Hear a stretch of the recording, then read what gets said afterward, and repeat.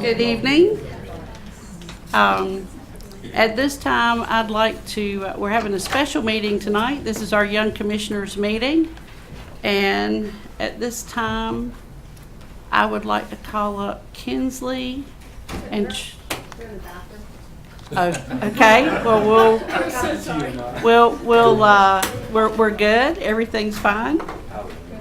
If Kinsley and then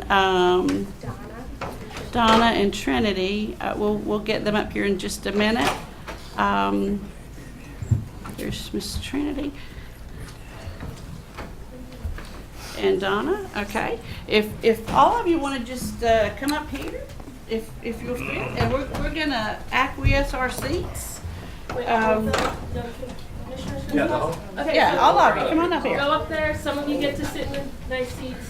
Some of you stand behind. It's fun. You do whatever you want. And yeah, that's all you have to do. And then bang the gavel, and then you'll recognize who's going to do the pledge and who's going to do the evocation. You're fine. Yeah, some people can sit here. Yeah, y'all sit in our chairs. Go ahead. Yeah. That's fine.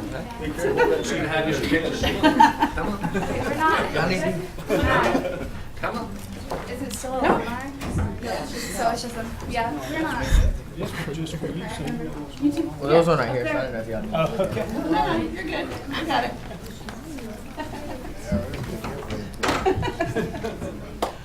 Okay.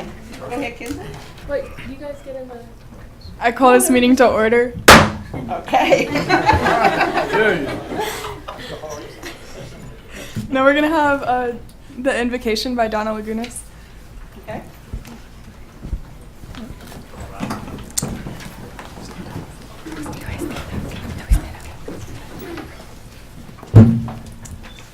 Dear Heavenly Father, thank you for gathering us here today. We thank you for the fellowship and friends.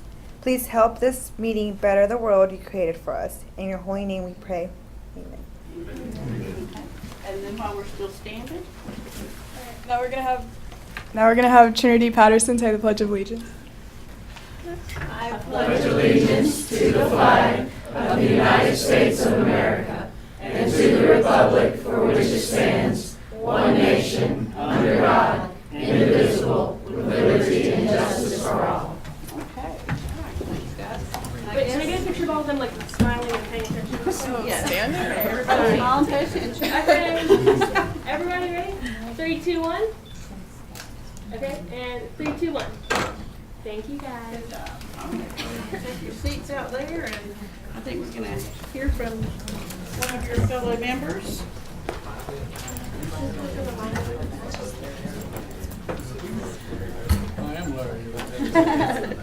Like to thank the audience for your patience. We're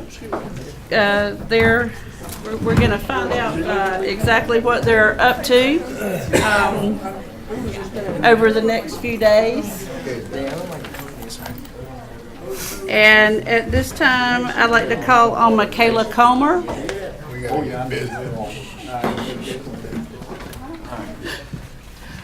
And Michaela's going to inform the audience exactly what you've been up to and what you're going to continue to do the next few days. Welcome. All right. Hi. Thank you for having me. My name is Michaela Comer, and I am 16. I go to Lee Early College, and I'm speaking on behalf of Young Commissioners today. I was in this room a year ago. I was in your chair, and I called the meeting to order like Kinsley did today. And it's an amazing experience to be back here. And I will be talking in place of Bill Stone today, so that's nice. Good. Young Commissioners, if you didn't know, is a 4-H citizenship and leadership group. And every year, Young Commissioners recruits new members. This year, I was in charge of organizing promotion, encouraging the distribution of applications, and being a source of information and encouragement. This process was extremely rewarding. Only 12 applicants are accepted into our program annually. I am excited for the diversity present in this year's group. This diversity that is evident in our race, gender, background will help continue to contribute ideas that will make Sanford and Lee County a better place to live, and a place we are proud to call home. We actually have a few boys this year, so that's fun. Last year we did not. But these young people are extremely dedicated and talented individuals. In order to become a part of Young Commissioners, you must complete a written application, a short essay, and a rigorous interview process. That seems like a lot of work for just 2 weeks in the middle of June, doesn't it? But it is not just about these 2 weeks. It's about setting us on a course to become the future leaders of our community. In the past week alone, these cadets have learned about the importance of leadership, developed public speaking skills, met representatives from the school board, Mr. Patrick Kelly, and discussed the importance of maintaining a positive social media presence.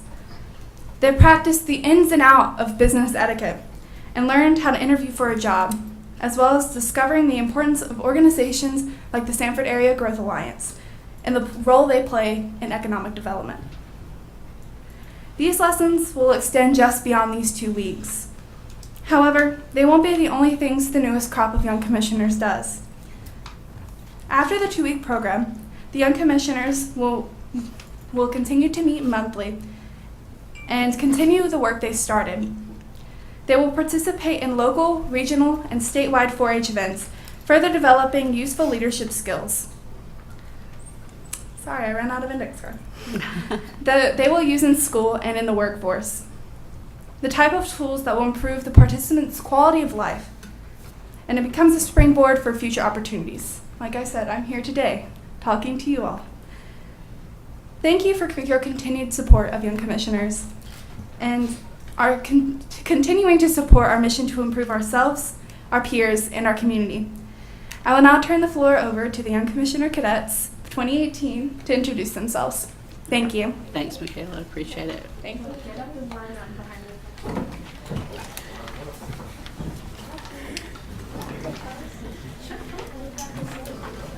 Introduce yourself, your name, your age. And your grade. Yeah. Name, age, grade, school. Hi, I'm Casey Davis. I am going to be an upcoming freshman at LEC. Thank you. Hi, I'm Selena Cuevas. I'm a rising junior at LEC. Great. Hi, I'm Jose Estrella. I'm a rising junior at Learley College. Hi, I'm Shashir Desai. I'm going to be a rising sophomore at Learley College. Okay. Hi, I'm Carson Jackson. I'll be a rising sophomore at Lee Senior. Great. Hi, I'm Faith Richard. I'm going to be a rising junior at Learley College. Good evening. My name is Jennifer Hunt, and I'm a rising junior at Learley College. I'm Trinity Patterson. I am a rising junior at Learley College. Great. Hi, I'm Donna Lagunas, and I'm also a rising junior at Learley College. Hi, I'm Kinsley Ray Johns, and I'm also a rising junior at Learley College. I'm Robert Lagunas. I'm gonna become a freshman at Learley College. I'm Felix Lagunas, and I'm a rising junior at Southern Lee High School. Okay, very good. Welcome. And Commissioner Sloan and I got to enjoy some time with him before our meeting. And Mr. Crumpton gave him a presentation on what we're responsible for and kind of what our job is. And Commissioner Sloan and I answered some pretty tough questions.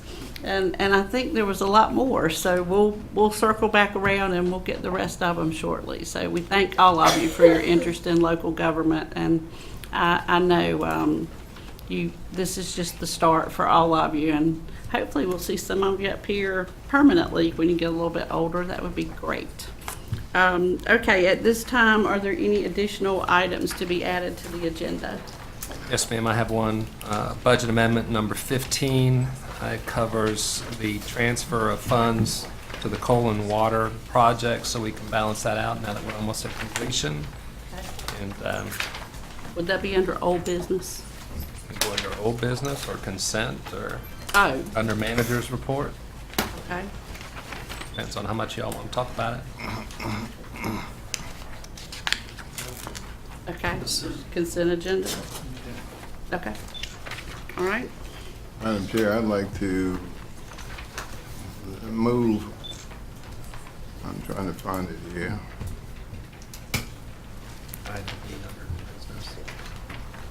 Item B, under the new business, request for approval of a home and community care block grant. I'd like to move that to consider consent agenda. Okay. Did y'all get that item B to consent? Okay.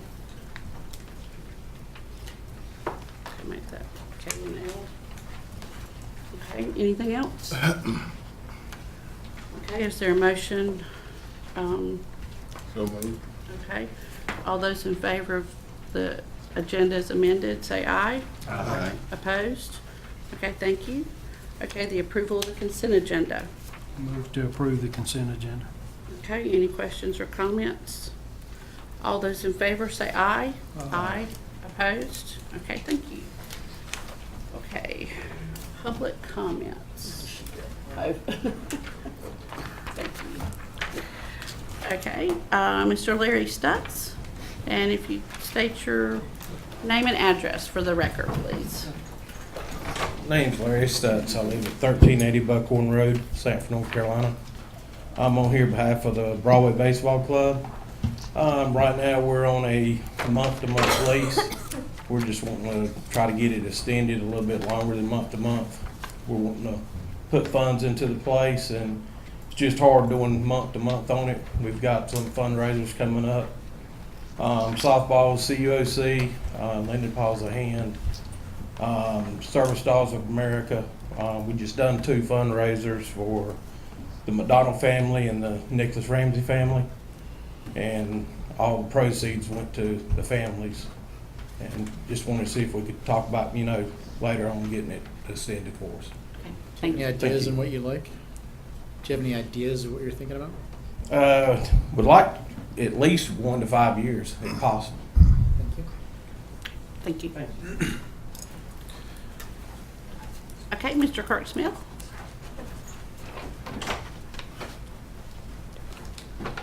Good evening. Good evening, all. Kirk Smith, 3108 Avents Ferry Road. My purpose here is to go ahead and commend Bill Stone and the program of the Young Commissioners. When Bill and I sat down back in December of 2012, we had no idea that this was going to turn out this good. We had a first cohort of students that come forward, and the purpose of this program from that initiation was to supplement or overcome the fact that as a former public school teacher teaching history and civics, most kids did not know what their local government was about. And when you're out and about talking to the community or campaigning and things like that, a lot of adults don't know what the duties and responsibilities of a commissioner is. So we were going to overcome that lack of information. And in doing so, like I said, it morphed. The first cohort of students stood up, took it on themselves to continue on for the next year. So they mentored the following year. And then the next cohort mentored the next year, and they mentored the next year. And so you have mentors that have been carrying on the torch, and I commend you. So if we could all please just give them all a hand, because they're outstanding young people. And like I say, we look forward to seeing them again, active in their community. Thank you. Absolutely. Well said. Okay. All right. So next up is our presentation of the evening, or first presentation of the evening. I'd like to welcome our Emergency Management Director, Shane Seagraves, back to Lee County, North Carolina. We missed you and glad you're back safe and sound. Glad to be back. This story. And as you can tell, Mr. Seagraves and I didn't practice this at all. Are you going to go into why you were? Okay. You might have to open it. Oh, I'm sorry. Slide the open. Reach behind you with your long arms. So first of all, Madam Chair, Board of Commissioners, Mr. Crumpton, thank you for giving me the opportunity to go assist with the North Carolina All Hazards Incident Management Team. We received a phone call about going to Hawaii, and the first thing you thought, Hawaii, the land of paradise, very beautiful place. But we quickly found when we got on the ground that they were being decimated by the volcano from Kilauea. Some of you may know that Kilauea is the most active volcano in the world right now, and so as the fire chief of Maui Fire Department told us on our departure, we set a precedence. No one has ever been asked to come to Hawaii from outside of Hawaii to assist with any disaster they've had. And Hawaii was hit very hard. They've had 3 natural disasters at the Big Island since the 1st of May. They had a rainstorm that produced 28 inches of rain in a 24-hour period. They had the eruption and then the subsequent rift zone eruptions as they were going through. Going on the trip, you had a predetermined notion that when you got there that lava flow was going to be something that was a foot deep on the ground, rolling across there like water. Had no idea. When we landed, we met with our civil defense contact. He said, you have to go out with us and see what you're facing in order to truly understand what's out there. So we took off across Puna, which is where a lot of the activity is going on, and went out to a mango farm and was going down this road, and all of a sudden everything turns black in front of us, and he's like, we're here. And this was at like 11:30, 12 o'clock at night. And we get out, and the first thing we see is a lava flow that has crossed that road that was about 15 to 20 foot deep and moving. And you still couldn't get a comprehension of how big it was. He said, let me go show you one other thing before we head back. We go back up on top of the bluff kind of overlooking it, and this field of lava was like miles long and was probably a mile and a half wide of glowing red heat. And so you start to get an understanding of what these people are going through. We're faced with disasters in the U.S. all the time. We have them here in our county, tornadoes, fires, flooding. The difference was here we have a fire, people have insurance. People have a place to go back. They can get their property rebuilt. They can get their life back to normal within, maybe 12 months. There's nothing to go back to. These lava flows come across. It just completely decimates everything there. Trees, houses, it's just gone. They have nowhere to go. So as we started to meet with these people, the first thing you find out is that you're in someone else's territory. The Hawaiian people were like great. Very welcoming to us, very inquisitive. I can tell you if you've got blonde hair and blue eyes, you will stick out like a sore thumb in Hawaii, because they'll come up to you and ask you, what are you doing here? And so when they find out we're here to help, they like that. I mean, and they couldn't figure out, you're from where? Where did that sound? Your voice. Where are you from? And like, well, North Carolina, and they start laughing. They're not accustomed to yes ma'am and no ma'am out there. A lady told me one time, she was like, nobody said yes ma'am to me in like years. And I was like, well, my mama would smack me if I didn't say yes ma'am. But I'm going to go through a few pictures and just kind of show you, with 5 minutes it's hard to sum up 15 days, but we'll see what we can do here. Jennifer. You have to push the top button. There you go. That's fancy. So there's our first site of lava. As you can see, it's pretty impressive. That was going down a slope.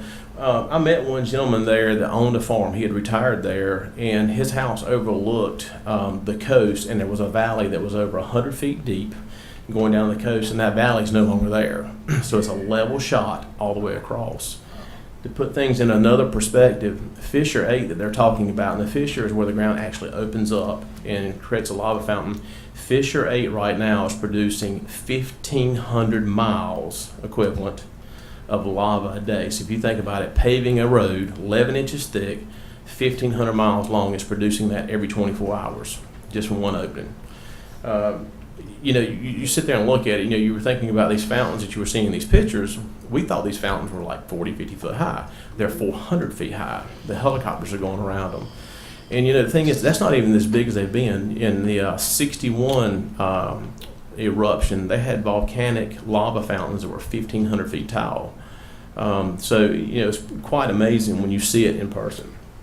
Tim will understand this. We thought we were going to woods fire when we were going down the road. That's what it looked like from 15, 20 miles away.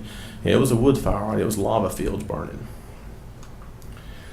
So, it's like anything else. You meet where you can meet. So that's how we would start our days. We would meet in our hotel lobby. That got a lot of looks sitting in there trying to figure out why we were there. But we had a great group, very well versed. They were from the mountains to the coast, Charlotte Fireman, Greensboro, Cary, Lee County, Onslow County, Bladen County. So we had a good group.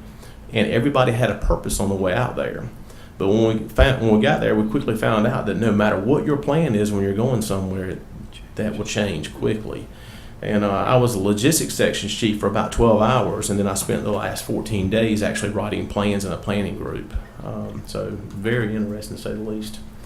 So there's the EOC for the Big Island. It is a pretty old facility, very well equipped. As you see, they've got TVs up on the wall, so one of those cameras is actually monitoring the Kilauea summit. But if you look over on the wall on the right side, the civil defense director, who is also the mayor, he does not like technology. So those are slide boards that he designed and created. So those boards are like 8 boards deep. And even though they're still keeping up everything electronically, he wants to see it physically in front of him, not on a screen, but on those whiteboards. You could take your finger and slide those across. All that wood was mahogany. I mean, he designed it and built it. So very smart man. And of course, there's our group in front of the Hawaii County Civil Defense. They're the last group that's still called Civil Defense there. Mayor Kim was actually made Civil Defense Director in 1977, and he will not change it to Emergency Management. He said it will remain Civil Defense. So, you talk about trial by fire. We go out there, and you're trying to find your place in life when you get there and trying to establish a rhythm. So we found our rhythm. Morning 2, they threw us in there with the general from the guard there and said, "You're now running all this. Have at it." So, when you look at all these military people, law enforcement people from around the state of Hawaii, and it was quite intimidating to say the least, but at the end of the day, we're all there for the same purpose, and that's to help the citizens there. So you find meeting places everywhere. That's the parking deck at the police department. There was more work done right there on those benches outside than probably anywhere else. We had a large group there working together. I was telling Mr. Crumpton this morning, those are police cars in the background. And so when you're a police officer in Hawaii, you buy your own car. And you get a $642 a month car allowance plus mileage. Mayor Kim found out that they would take better care of their vehicles if they owned them.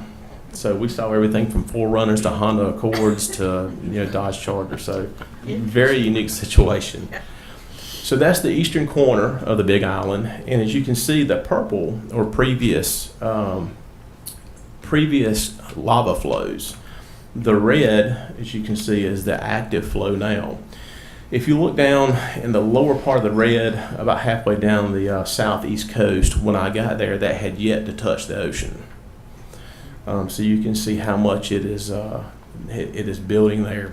Some of you may have seen on the news about Kapoho Bay, which was like the most beautiful place on the Big Island. Well, it no longer exists. The bay was about 3/4 of a mile deep. Now the delta is actually 1.5 miles offshore of the breakers. And so it has actually created an additional 360 acres of land there. So tremendous amount of flow going through there. This is the rift zone, so I would equate this in North Carolina to the wind zones with hurricanes. So if you live in the rift zone, your insurance is very hard to obtain, and if you can get insurance, it's very expensive, and this is an active zone. So over the time, when the storm started, when the eruption started, cracks would form in the pavement, kind of like right around here. I mean, you see a crack in the pavement, with the exception, the crack keeps moving. And these cracks end up being gaps, some of them 1 foot, 2 foot, 3 foot wide. And when you look down in those cracks, there's no bottom to it. So that's step 1. Step 2, you'll start feeling heat coming out of those cracks. Step 3, steam comes out, and then it starts producing sulfur dioxide. So when you get out, you look at the ground, and the ground is green, like someone has sprayed off a fire extinguisher out there on the ground. Once you get to the green powdery residue, lava's coming. And so when we got there, when we left, I think we were on Fisher 24, I believe. Right now, 8 is the most active. So we talked about the cracks. The road just starts opening up there. So think about your trips to the mountains here. You get cut off very easily if you have a landslide here. Those roads there are long and straight, skinny, small roads. Their infrastructure is not what you would normally see here in the U.S. And these roads, when they start losing these roads, I mean, it literally makes you have to go around the backside of the island to get to places, and it cuts the people off. Just to kind of give you a idea of how big and how fast this happened, we saw this on TV. We saw this on social media. They were doing Facebook Live from here. This couple was cleaning their house out on their property. So the next afternoon when we got through working, our civil defense logistics officer said, we want to take you out and show you the beginning of a fissure. So we went out. As you can see, these holes open up, and like I said, looking down in them, I mean, it's bottomless. This one actually ran up under the house. We go up there. There was only one smart person in our group, and that was Scott Brooks from Moore County. Scott said he had a bad feeling about being up there, so Scott walked back to the van, which was about a half-mile walk. We walked around, got pictures. There's the driveway. There's the green house. We left, and within 45 minutes, that's that green house.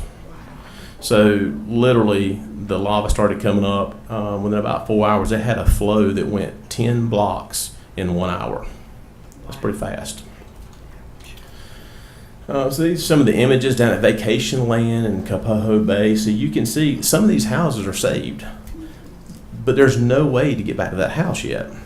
If you look at that, that's actually two flows. That's an old flow on the left, and you can see roads that had been pushed through there, and then that's new flow on the right side. And I mean, it would go right up to these houses and stop. So it may be months, it could be years before they could get back to these houses. We asked them about bulldozing and cleaning up these roads. They said that it takes about 6 months for the lava flow after it stops to cool down enough that they can actually go in there. While we were there, Chain of Craters is a road that runs parallel with the volcano into Volcano, Hawaii. And they were trying to open it up for a safety road, and Doc will appreciate this. They put D11 dozers up there with rippers on the back of it, and they pushed for 4 days to open that road back up. So they have to break it. They take all the lava material and run it through like a milling machine, and they make a road back with it. So I mean, it's tough stuff to deal with. There's one of the houses that was caught by one of the National Guard helicopters. You can see the lava has basically encapsulated that house, and which I'm sure that house is no longer there, but it works around the house. Nothing stops it. You know, we went to one lava flow. I mean, we watched it taking down 40-foot tall trees. This levels them and they burn. There's a backyard of a house. You can see power lines down there, so think about that. It takes the power lines down, it takes the cell towers down, anything in its way, it takes it down. So we saw this, and the reason I put this in here, we saw this, and this was somebody's Snapchat that says, hanging in the EOC, don't ask, don't know. So you can't see it from here, but that says Pele's hair that was found in the desert. Well, we didn't know what Pele's hair was. That's glass. So when you see a lava fountain spewing, it produces cinder, and it produces that. So the lava that's coming up is silica-based lava, so it's molten rock with sand in it, and it shoots that glass shard everywhere. If you step on that barefooted, it will lay your feet open. So that was Pele's hair. They had a name for everything there, believe me. But you know, this stuff was covering roads, covering yards, and people were having a lot of trouble with that. We talk about sheltering. You know, we have shelter plans here, but the difference here and there, a lot of these people, they live off the grid. You know, they live in small buildings out in the woods, completely off the grid with solar panels. Some of them live in tents. So when we started opening shelters up, these people did not want to go inside. And so, you know, they sit their own little homesteads up there with tents. And I was telling John earlier today, Walmart here, you know, you've got 100 foot of camping supplies. You go in there and it's a whole aisle, both sides of camping stuff. A lot of people camp there. But we set up, the main shelter was at a high school, so instead of going inside in the gymnasium like we would typically do here, they actually set up on the ball fields around there.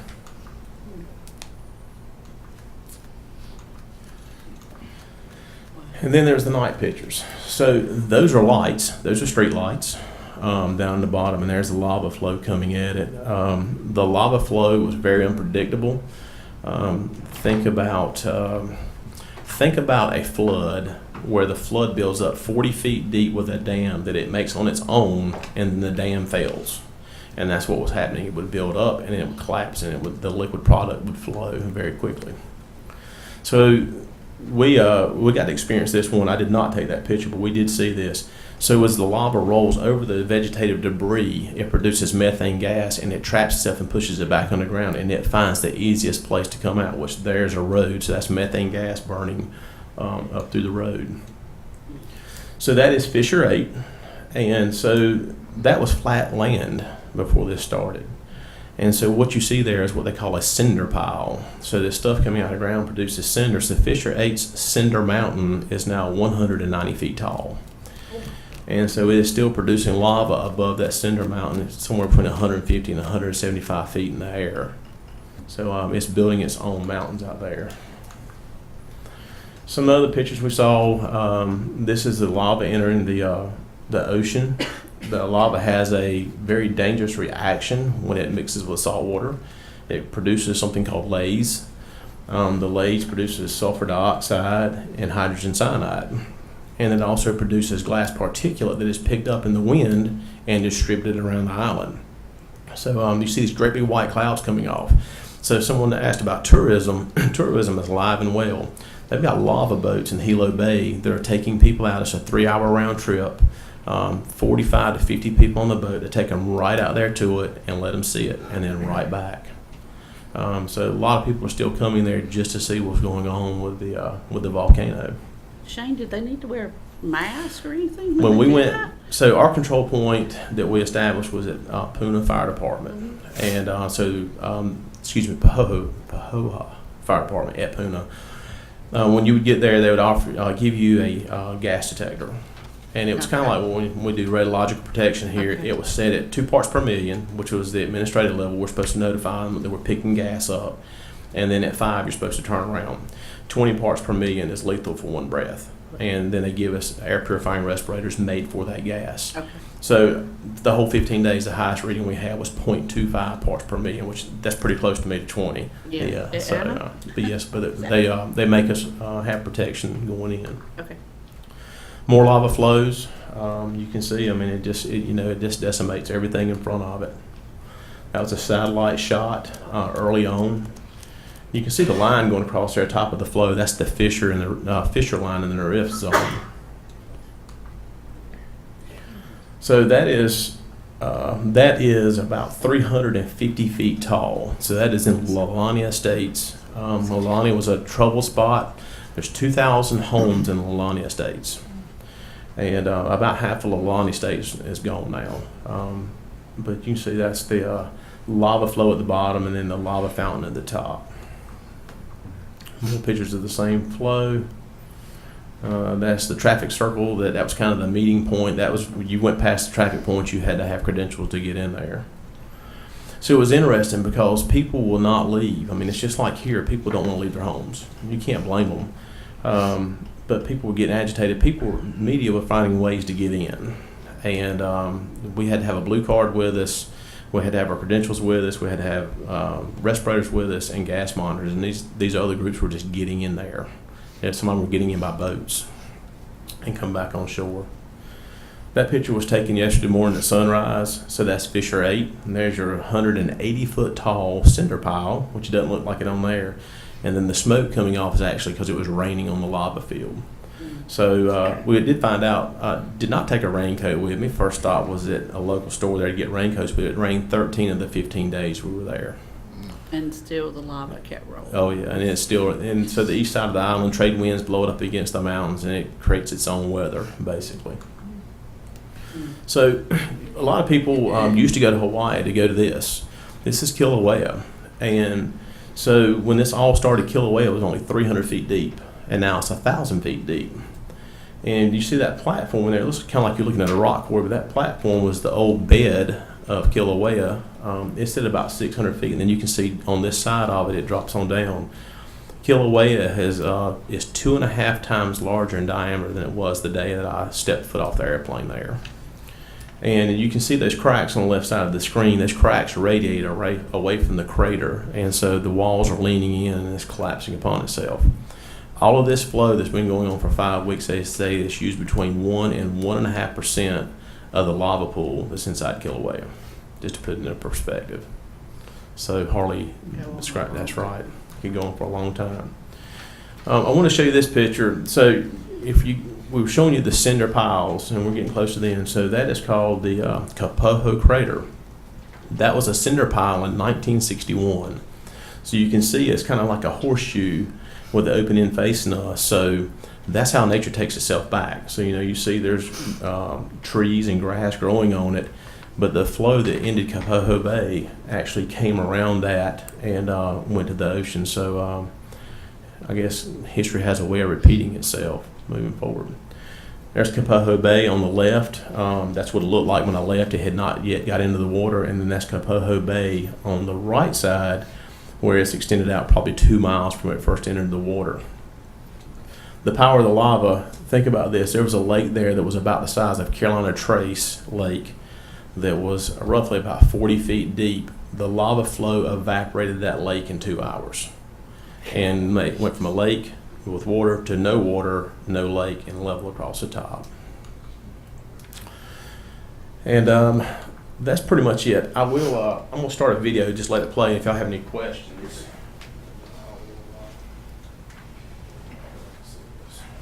USGS has been conducting flyovers every morning. And then I'll open the floor for any questions you may have.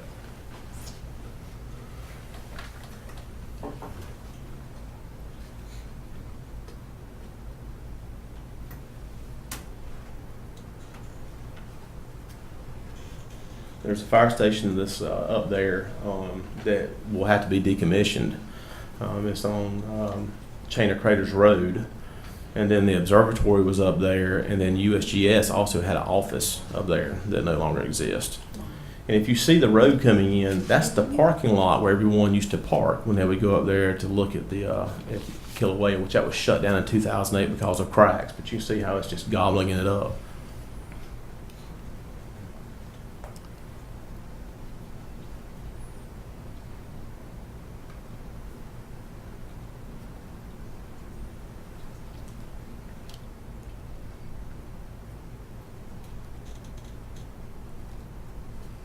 Who control the evacuation? The city, the mayor, or? The mayor. The mayor controls everything in the Big Island. We wrote plans for evacuation both by ground. We ended up having to write plans for evacuation by air. And when we started, the only helicopters over there, they had 2 Black Hawk helicopters. And then the fire department has 5 helicopters. And by the time it was over with, they had 2 of the large Marine Stallion helicopters that will seat like 55 people, and we had 12 Black Hawks on the ground. And there were some people that had to be evacuated. We had one gentleman get cut off by that lava flow that night, and they actually got him out of the woods using a drone. USGS put a drone up with thermal imaging, could watch him and guided him away from the lava flow and got him back to the road to be picked up. But they've had to airlift several out. And they're also having to airlift fuel in to cell sites to keep the keep generators running. So very expensive operation.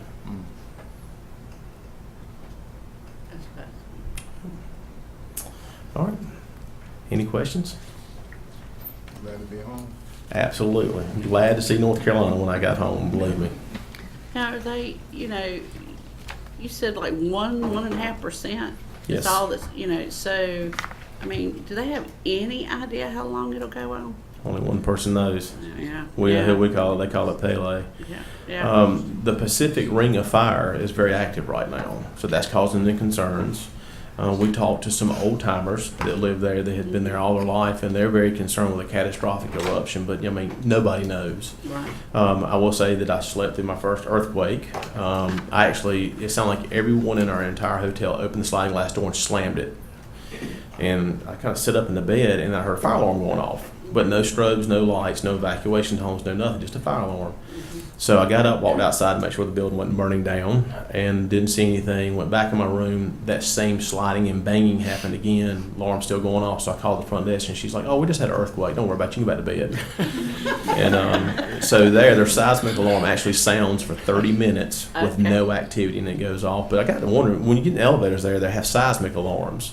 So I don't know what you're supposed to do between floors. They best hit a button and get out. But the last day they were there, they had 1,000 earthquakes in 24-hour period. Wow. Anything from like a 1.1, 1.2 up to like a 5.5. That's Pretty- significant, yeah. yeah. Wow. Any more questions? We're glad you're back. Glad to be back. But with our young commissioners here, I was glad we had you on the agenda tonight, because this is kind of the collaboration that we talk about. I mean, he was called to go to Hawaii to help them out. And they're still there. Yeah. Our third team's on the ground there now. Okay. They- So you may be going back. That would be a negative. Once was enough for me. They gave all of us the opportunity to stay when it was time to go home. We had 2 of our team that stayed. And then team 2 went, 2 of them that actually stayed. So that's kind of helping with the changeover. But all the locals, they were state employees that stayed. The locals were ready to get home to their Okay. families. Understood. Yeah. Understood. Well, thank you Yes, ma'am. for Thank doing you. that and for sharing that with us. Okay, at this time, I'd like to call on Ms. Pam Glover for a presentation for Juvenile Crime Prevention Council County Plan and Funding. Good evening, Pam. How are you doing? Good evening, Madam Chairperson, Board of Commissioners, Mr. Crumpton. Thank you all for having me. And yes, I try to be very detailed when I provide the information. And so I know the last time that I was here was in January, I think. And that's when I shared some information about what our risk and needs assessment has stated. And we had some concerns about we had an 87% school discipline referral for DJJ, that we had that was a lot higher than some of our other counties, such as Durham County and Cumberland County. So with that, we decided with the JCPC did when it was time to release our RFP, we didn't just do what we normally do in the past and just advertise with the Sanford Herald and on the county website. We actually we advertised in Chatham County, we advertised in Cumberland County, we advertised in Moore County, and we actually left our RFP open from January until March. And normally it's just 30 days. That's kind of how history had been running itself. And what we did, even though we tried hard, we still didn't get a lot of applicants. So what we did in April, we had to re-advertise again, specifically that time because we only had a little over $74,000 left. Because what I did, I actually put both of those RFPs in your packet so you could see what we originally had advertised for. And the first round we just received for our Project Challenge of North Carolina, which has been providing us our community service and restitution, and our Healthy Choices, which has been doing our psychological assessments for our youth. And a lot of people said, what exactly is that? And I know we got young ears in here, but actually what it is that for what Healthy Choices does is that they actually provide the psychological assessments for our young people that has been charged with a sex-specific crime, and we have some young ones at age that. So, and at this time, Mr. Haddock is one of the few in North Carolina that's credentialed to be able to provide that assessment. And so when we advertised in April, and we actually specifically just advertised for teen court, for interpersonal skills building, and for juvenile services. And we found this time, and for years, I think I've been on the board since 2009, and we've been talking about teen court for years. And we had an agency out of Laurinburg that actually applied, and we actually have the Department of Public Safety. We don't just award anyone. There's actually requirements that have to be put in place. And so Scouts for Youth met the requirements according to the guidelines from the Department of Public Safety. So for the 18-19 year, we're actually very excited that we will have a teen court. What does that mean though? Remember that I stated that we had an 87% juvenile referrals to DJJ, which is school-based. So what teen court, what we're hoping and praying is going to happen, and this is going to be collaboration with Juvenile Justice, Scouts for Youth that's offering teen court, the school system, is that we have young people that have simple phrase where You might have this young lady that might would have hit this young lady, or they pushed each other. And so instead of them getting arrested and taken and getting a juvenile charge, they will go before their council of peers to teen court. Or just in case, you know, you stole my iPhone and then I tell someone, instead of charging them with the larceny, you know, they can go before their peers. Now, if there's crime is, if what they done is too severe, they're still going to get arrested. But for those minor things, because a lot of times we found that some of our numbers may be coming from the same, one child can be causing a disturbance in school and it might be 10 times. But they don't look at who is doing it, they look at how many times it's happening. And so that's why the numbers, and so that's what we're hoping, that we're going to see some change in our numbers, because a lot of the state was saying, what is going on in Lee County when y'all have an 87% compared to Durham and Cumberland, and we see what goes on there, and their number is nowhere near as ours. So that's what we're hoping is going to happen with teen court, is that we're going to see some improvement. And we also just completed our, if you remember, we asked for more funding to provide resources for the school system. So we actually just had our crisis ready training. We'd like to thank Lee Senior. They allowed us to host it in their media center. We did that last Wednesday, and we had about 66 people that were trained. Our school resource officers were trained. We had our guidance counselors, social workers, our alternative school staff was trained, nurses. So we were actually trying to make sure that was the essential people. And then even with that, we are still having more taught that this is just not going to be a one-time training. That with the administrative budget, we're still trying to, we let the school system know that we're still willing to do this training. And one thing that stuck out to us, school resource officers, everyone, is that they focus on trauma-informed care. Because a lot of the young people that may be doing a lot of their activities, they have experienced trauma. And they have something that's called ACE. ACE is adverse trauma in young people. And what it is that, just say for instance, if something might have happened to Mr. Crumpton when he was 5, 6, 7, 8, 9, 10. And then he gets into middle school, high school, and he does not respond the way the school resource officer or the teacher may want him to respond, because his psyche is in a trauma state. Or one of the presenters shared that how they couldn't figure out why one young man, every time it was time to change classes, he would kind of panic or freak out because he had to walk by windows. Well, what was going on with this young man is that they were living in a high crime area. He had windows, gunshots, and so in his mind that he was going to walk by this window and get shot. So he would act out to avoid going past those windows. And when they did a little investigating, finding out what was going on, they found another route for him to go. So it's just kind of, and that's what the one thing is, that wanting to make sure that we focus more on being trauma-informed care and making sure that we do understand why a young person may be acting the way they are. One question they said is that, don't keep asking them what's wrong with you. Ask them what happened to you. Because, and that's one thing they said, because they have a story. We all have a story.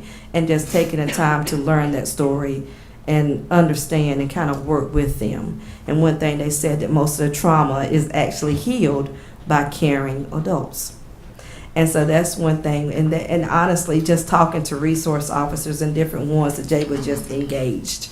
We got to do some role playing, and we had fun, and it was very engaging, and hoping that will be able to just see some differences, and keeping the trainings going in the schools. And I know Dr. Waller, who is actually our Director of Student Resources and also acting as our Assistant Auxiliary Superintendent at the time, she said that even hoping that we'll be able to train bus drivers, the custodians, different ones, everyone needs to be involved when it comes to not just educating but raising our children in school.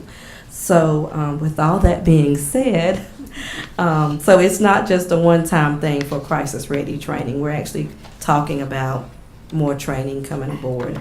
But what we have planned is that we, of course, for the administrative budget, 15.5, and that 15.5 will include the trainings because the administrative budget is what paid for the training that just took place last Wednesday. And Project Challenge, which is providing us our restitution and community service for the $67,610. Healthy Choices Psychological Assessments to $4,000. And then Scouts for Youth, that will be our Team Court. Team Court is actually something that's going to work, it's going to be an after-hours thing. It won't be interfering with learning and things like that. And then also with G-Men High School Seminar is actually a program that is at Bragg Street Academy. And it says G-Men, and it's going to be an interpersonal skill building, but it's actually going to be for females as well. It was just like a little gentleman's group. It was originally for the young boys there. And it's actually going to be stated in the program agreement that our DJJ children, that young people that are at Bragg Street that are on probation or on diversion plan, that they will have to be in that high school seminar class. So with that total of being $161,771, which is the amount that is being provided by the Department of Public Safety at this time. Any questions? No, just one comment. We were asked a question about supporting behavioral specialists in the schools by one of the young commissioners. And Chair Dalrymple told her, about the possibility of having young people on this board for JCPC. And I think that's a great idea. Yes, that is actually one thing. If we have anyone, the state requires that we have 2 young people under the age of 18 that could serve on the board, and we actually have 2 positions available. So if you're interested, you can go on the website or speak with me, and because we do have 2 positions that are available. We would love to have a male and female so we could just be fair. But that is 2 positions that we have available. It has been filled in the past, but after they get 18, they have to move off. And so we actually, because we have some positions open, and we actually have an application now for our substance abuse provider. Good. And Good. so, yes. So we'll have to vote on that person in September. Our next meeting will be September 10th. And so we're working to get those positions filled, but we desperately need young people under the age of 18. On the board, 2 positions. I think I might have some interest in the room. Okay. Any more Do I questions have for eyebrows went up? Okay, eyebrows went up. Okay. Any more questions for Ms. Glover? What ages? The 2 people you're looking for? Under 18. Between the ages of 12 to 18. Okay. And Trinity, to just bring, what she was talking about, the crisis training that they're going to do some more over the summer. We were talking about mental health and some of the concerns that they have for suicide prevention, that kind of thing. Some of the training that they're doing and will continue to do over the summer. We'll speak to some of that as well. Not just our juvenile crime prevention, but it very much gets into mental health issues and all, as you heard Ms. Glover say. Wow, 66 people that showed up for the training. Yes. For our size county. That's we fantastic. we were very pleased. That's we were fantastic. happy. And with that, we actually had we even talked about school shootings. How to be ready, what are we doing right, what we need to improve. So we actually covered a lot, and it's not just going to be this summer. This will be trainings that's going to take place throughout the school year and just ongoing. It's not a one-time or just for the summer. And it's going to be covering a lot of things. Because there's a lot that goes on with our young people. Yes, it is. A lot of good stuff, too. Yes, a lot of good stuff, too. Okay. Is there a motion? Move to approve. Okay. Any more questions or discussion? All I got those in one favor? question. Oh, I'm sorry. Mm-hmm. We're paying attention to the people that we contract with. Yes, sir. After the last discussion. Yes, sir. Thank you very much. Yes, sir. We actually had to turn some people away. So yes, That's sir. good. Thank you. All right. All those in favor say aye. Aye. Opposed? Thank you so much, Thank you. Pam, for all your hard work. We Thank you. appreciate it. Okay, our next item is a presentation, a report to the commissioners from the Rest Home Nursing Home Advisory Board. Suzanne Rittenhouse. Hi, welcome. Thank you. I'm Suzanne. Thank you for letting me come speak to you today. And I'm going to been spending so much time talking about the kids, which is wonderful. I'm interested in that as well. But I'm going to talk about the population at the other end of the life cycle. We're all, hopefully, if you're lucky, you get there. The way it works. Yeah, okay. So I don't think anyone from our committee has been to speak to the board to catch you up on what we're doing in years. So I just kind of wanted to do that.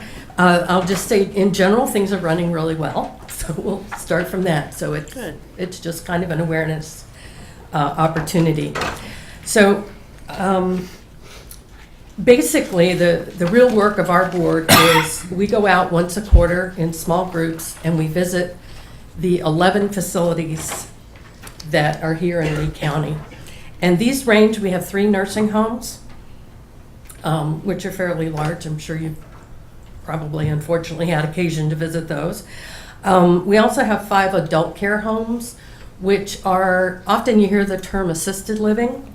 That's not an official term, but that's kind of where it is. So it's people that don't need a nurse, but they do need help with their activities of daily living. Meals are provided, a variety of other services.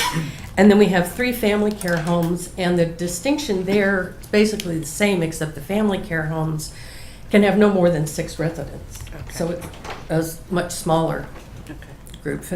So there are, and it varies every day. We could go in and there's a different count of how many residents each one of these facilities has. But I'd say there's a minimum of 350 people that we're kind of watching out for. So we go into the homes and we visit with people actually and just talk to them about their experiences. And usually if there's anything to complain about, it doesn't take too long to get there. But we're also looking for what is the facility doing right. We're not, we don't have any right to shut them down. We're not looking to cite them for anything. We're just trying to help keep an eye on what is the quality of care. And we're specifically looking, there's a list of residents' rights. I mean, the residents have a right to be treated with dignity. They have a right to choose, have a choice in their meals. Some things are just, you wouldn't even think you'd need to put that on a piece of paper, but you do, because this is a very vulnerable population. So we're looking just to make sure that those rights are being upheld. And we can't do anything, but I know who to call if we find a problem, so that's fine. So we go in and talk to residents. Our other meetings are to keep us informed and educated so we can do our jobs well when we're in there talking to residents. So. And unfortunately, there's a lot of residents who our visit once a quarter, and we certainly don't get around to everybody. We go in and, we just walk the halls and find people who look like they're open to a conversation. We try not to wake people up if they're sleeping or disturb a meal or a visit, but sometimes it's the only visit they get, so which is sad. And we also see other times we see where there's lots of family involvement, so get the whole range. But we currently have 13 members. We've got 2 in training, and one of those 13 got a new job, and she has not been able to be active with our committee, so we're going to ask her to resign, and if that doesn't work, then we'll kick her off. So, but those 13 people are very committed. And I'd say that the tenure there, we've got a couple that have been with us for 6 months, but we also have people that have been with us for up to 8 years. So, it's a very committed group, and that's one thing the past couple of years we've been working on, is not to have just names on the list in our committee, but to have people that really come to the meetings and are involved and do the visits and care about that population. So. We have excellent rapport and support from primarily our Triangle J Ombudsman, who is like the the person responsible for upholding the residents' rights. So we're additional eyes and ears for her. She's been very supportive. And we work closely with DSS, with Adult Care Services. They let us know what's going on. They visit the homes, not the nursing homes, but the other ones. The person over at DSS for adult care, he goes in at least once a month. So he lets us know what's going on, what problems they're having, what they're working on, and we let him know what we've seen. So there's a real free exchange of information then, and that works really well.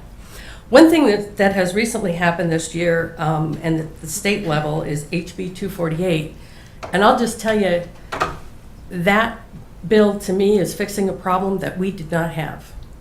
So, but it did officially change the process with which people are appointed to the board. You guys used to appoint people. They would put in an application as with any board, and then you would appoint them, and then we would get them trained. And the switch now is they're going to apply, and then I get them in touch with our ombudsman, and they get trained, and then once they're through the training process, then we will ask you to appoint them to the board. So I have been working, since she's been on board, very closely with Jennifer in that process. We were doing that anyway. Not quite the timing, the exact steps, but it's a small, for us, it's a really small change. So no offense to the county commissioners, but we just want to make sure and I do know in some places, I'm sure it's a bigger problem. Some people have gone through the training, and then we find out that they have a conflict of interest in some way. So we're just trying to head that off and eliminate those people first. So that's it. Just to let you know what we're working on, constantly working to make sure that we're doing all of our paperwork that we need to do. There's not a lot, but I think that our meeting minutes have not been on the website, and we're going to change that in the next couple months. They're not exciting, but we're going to put them out there because they're supposed to be public, and we're not hiding anything. So we'll get that done. We have bylaws drafted. We just need to get those in place. And I am asking that we change the name of the board to the Lee County Joint, and it's Joint of Nursing Adult Family Care Homes, and the Community Advisory Committee. That brings us in line with the other counties served by Triangle J Council of Governments, and we've just kind of been out of the one different, and referring to rest homes is a little bit outdated. So, and also we're working just informally, it's a small group, but just to document our roles and responsibilities, so as we do have turnover, it's a smooth transition. So that's it. Any questions? Any questions? Sure what you do. Yes, definitely. We made a motion to approve it. Mm-hmm. Madam Chair, I move that we approve the modification of the name to change to the Lee County Joint Nursing Adult Family Home Care Community Advisory Committee. Mouthful. Any questions or discussion on that? All those in favor say aye. Aye. Opposed? Okay. Thank you so much, Right. Suzanne, for all you do. It is Thank you. important. We appreciate it. Okay, item A, under old business, consideration of planning board recommendation for UDO text amendment to Article 11, sign regulations. Mr. Marshall Downey. Good That's evening. on page 78. Good evening. Good evening, Madam Chair and members of the board. As you indicated, Chair Dalrymple, this is a text amendment for your consideration. I would direct you to page 79 of your packet. There's a staff report there. I'll briefly reintroduce the topic with you and talk about a change that we actually made from your public hearing. You may recall I presented this item to you at public hearing in April. This was a result of a major landmark case as it relates to freedom, kind of First Amendment freedom of speech issue, and a landmark Supreme Court case. Won't go into all that again except to say that they basically completely took away a lot of local government power in terms of how you deal with signage. Essentially, you can't regulate signage based on content anymore. Well, like I said, I went through that at the public hearing. Basically, as a result of the public hearing, based on feedback from this board, your planning board, as well as similar feedback from the city of Sanford and the town of Broadway when we went through the public hearings with them, we did, at a staff level, we decided to not bring the amendment right back to you. We felt like there was a lot of discussion about how to deal with residential signs, in other words, non-commercial speech signs. We did take a look at the ordinance that we had proposed to you again, and we felt like it was two things. If you see in the report there, First, we felt like it was too restrictive on residential, and it was also going to be almost impossible to regulate. So it's kind of two strikes against it. And what I would direct you at the bottom of page 79, and kind of as you continue on to page 80, you'll see what we had proposed originally was to limit, there were going to be two types of signs you can have on a single-family residence or duplex. One was going to be a permanent sign that you had to get a permit for, which we felt like was almost impossible. I mean, nobody's really, most of the time, the sign on a residence was going to be almost impossible to get permits. And then the second one was a temporary sign that you could have up to a certain amount of time. Again, we felt like this is non-commercial speech. What are we really trying to regulate here? That's different for business. And I want to be clear here. What we're talking about here is just residential. So when we looked at that again, we said, let's back off of being so tight control on residential, and we actually went the other way. So if you look on page 80, about halfway down there where you see highlighted in yellow, that is kind of what we are proposing now. We're actually taking a much more opposite, very kind of allowing folks more latitude. That's the way to describe it to you. Essentially, all we're going to require for single family and two family is that you can't exceed 6 square feet, but you wouldn't necessarily have to have a permit. And we're also saying that you can't have any commercial copy on it. In other words, you can't put a sign at your business, or at your house, advertising either your business or somebody else's business. That's commercial copy. So when we presented this to the planning boards, and we actually already presented this to the elected board with Sanford, I think everybody's kind of proceeding with this with trepidation, a little bit of concern as to how this is going to go forward, just because we're kind of opening this particular part up even more so than what we had before.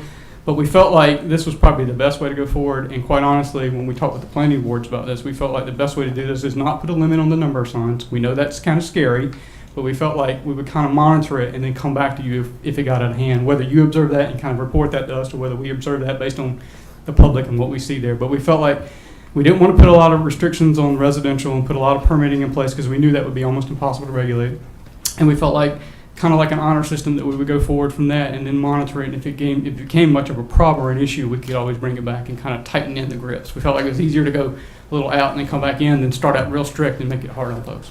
So that's essentially the change. I'm not going to go back into what we presented to you. The rest of it in terms of the commercial speech, nothing changed on that. Basically, we kind of narrowed that down to having one or two different types. And essentially, the off-premise signage is all treated the same way for commercial speech. Now, we don't get into whether it's a church sign, whether it's a real estate sign, whatever the issue is, it's all treated the same way. And I'll pause there if there's questions. Which is, I apologize, let me find that in your ordinance. It is going to be under section page 94 of your packet, temporary signs, and you've essentially got one 32 square foot sign for 30 days, and then let's see here, no more than 90 days in any calendar year. That's for like an off-premise, like temporary sign. Yeah, so we'll go back to, I think we had a big argument about church fundraising signs, right? I'm not sure, but I know. So like chicken plate. Right. And that's been the heart of the issue. And this is why a lot of local governments are frustrated. And if you recall, you're right, we had a lot of discussion about that, is because before we were able to regulate based on the type of signs and what you could and couldn't do, essentially they're saying now if you try to do that, you're violating law. So we can't make a distinction between a real estate sign versus a chicken plate sign versus any other type of commercial type sign. Now, if you wanted to on your property, and it's not necessarily for business, if it's like you're advertising your church, not advertising, that's not even the right word, I shouldn't, attorney would tell me wrong. Reminding but you're putting out there that your church is having a revival or something like that, and it's not really commercial speech. That's the whole point of this, is we're not trying to regulate that. It's only if you're out there and you're trying to regulate some type of commercial activity or advertising commercial activity would this be an issue. And so that's got to be somewhat a judgment call on staff, admittedly. We'll have to take a look at that. So you're saying the churches are still allowed to put out their signs that they're having a chicken plate dinner to raise money for someone? If it is off premise and they have the permission from the property owner, I would say yes, because that's kind of a non-profit type situation. So it's if it's in front of the church, in the public right away. Well, no. Well, let me be clear again, and I apologize. You can't put anything in a right of way unless you get permission of whoever, whether that's a city right of way for city street or DOT right of way. Technically, that's illegal, and that's never been allowed. You haven't been able to have that authority before. Now, we get a lot of those, and we have to constantly do sweeps You along see a Horner to lot get of those. You see a lot of realtor signs on right-of-ways. Yes, you do. Okay. And, They get picked up. and then we try to get as many as we can get with those. So, and this is kind of like a public announcement, is why I'm saying that, because a lot of folks don't realize that you can't necessarily put a sign in a public right-of-way. DOT simply doesn't have the manpower, and it's a challenge for us to get out there and get them all up. But now, what you can do is if you put a sign on private property, as long as it's not advertising, like you said, commercial message, what you would be able to do with this. What about actually at the church site? You said they can still do that as well? On the church site, yeah, they would be allowed to have the one sign here, yeah. That wouldn't be a problem. I mean, they'll have their permanent signage too. So you'd have typically you're going to have like a monument style sign, advertising with the name of the church. Some churches might even have a wall sign. And then they would be allowed to have some type of temporary signage, whether it was for some type of event they're having or a revival, something like that. Now, this is a state issue. What are other counties going with? Other counties are feeling the same pain. If you recall, the planning staff had partnered with the city attorney for City of Sanford, and she actually retained a third-party attorney out of Raleigh who actually came in and wrote most of this and made these changes. And they have done 6, I think it was, my JPC members helped me remember, isn't that what they said that night? I think it was 6 other communities have gone through this over a couple of years. Right, and so every community is facing this, and quite honestly, they had said that everybody will either be facing this and be proactive like we're trying to do, or you'll end up facing it in court and having to be reactive to it. So it depends on how you want to. And this is a U.S. Supreme Court decision. Oh, sure. Yeah, so I mean, it's not our planning departments. People are going to ask, and so you want to be able to tell them something. Sure. And I'm, like I said, I'm be honest with you as I can. This is so new, we don't really know how to deal with it. We know we'll probably be bringing this back to you and tweaking it because it's going to be based on what we experience and what we see. So a lot of things I'm telling you is this is kind of a leap of faith that this is how this is going to work. Yeah, that was kind of conversation. I remember this when Mr. Reeves mentioned having a lost dog. So yeah, that was. But I mean, I'm anticipating changes. Yeah, I would agree. We've got to start somewhere. Walk me through the penalty phase. How do you get there? What will it be? So typically, it would be like any other violation of our Unified Development Ordinance or zoning violation. What would normally happen is we typically, with temporary signage, we're a little more aggressive with temporary signs because typically we go out there and if they're there, we'll talk to the folks and let them know, hey, your sign's illegal. We give them an opportunity to remove it. If they don't remove it, we usually come back and if it's in a right of way, we go ahead and pick it up. Flat out. I mean, if it's in a right of way, there's no ownership of it. Who goes out? One of our zoning staff, typically Bill Morgan. Those of you who may know Bill, he's our person that goes out. If it is a more of a permanent sign or if it's on private property, we'll let them know. If we follow the ordinance, what you do is you get a 10-day notice. We call it our friendly letter. It kind of puts you on notice that, hey, you got a problem, you need to resolve it. At the end of that 10 days, normally, again, with signs, if they're, depending on the situation, depending on how egregious it is, we'll try to be a little more aggressive. But normally, if you follow through, we then issue a civil penalty at $100 a day. And then at some point, normally about 30 days, I would turn it over to Ms. Parrish if it's in the county. If it's in the city, I turn it over to the city attorney. And then they can go try to collect that amount for that. But signage is usually self-resolving a lot of times. Most people will know at the end of that 10 days, they'll grab that sign up and scoop it up and be done with it. Put it elsewhere. What's that? Put it elsewhere. Yes, they will. Or they'll wait and on the 12th day, they'll put the sign right back. And then we start the whole process over. That's the frustrating part with zoning, yes. All right. Any more questions for Mr. Downer? Okay. It's going to be an interesting experience. It is. It is. And it's... One neighbor will have a sign on one side of the street, another have one and not get a penalty. It's going to be interesting. There's going to be some trial and error involved, but it's coming. Yeah, got to start somewhere though. Okay, is there a motion? Move to approve. Okay, any more discussion? All those in favor say aye. Aye. Opposed? Thank you, Thank you. Marshall. Appreciate it. Wasn't the U.S. Supreme Court, I was going to vote no, but I know. That's kind of the be-all, end-all once they say, yeah, I agree. Okay, consideration of offer to purchase property located on Hooker Street. Ms. Parrish. Yes, this is an offer we received, and the PIN number on that parcel is 9642544884. Then I brought this to the board a couple of board meetings ago. I don't remember which one, but on that property was owed on it $7,678.93, which includes attorney fees, city taxes, and county taxes. And the current tax value is $2,600 on it. Brick Capital Community Development Corporation had submitted the offer of $800 with a 5% deposit and advertising costs. This is within the city limit, so the city council had already voted to deed their portion to the county for us to dispose of it. At the regular meeting, it was asked whether or not we could donate the property to low and moderate income housing.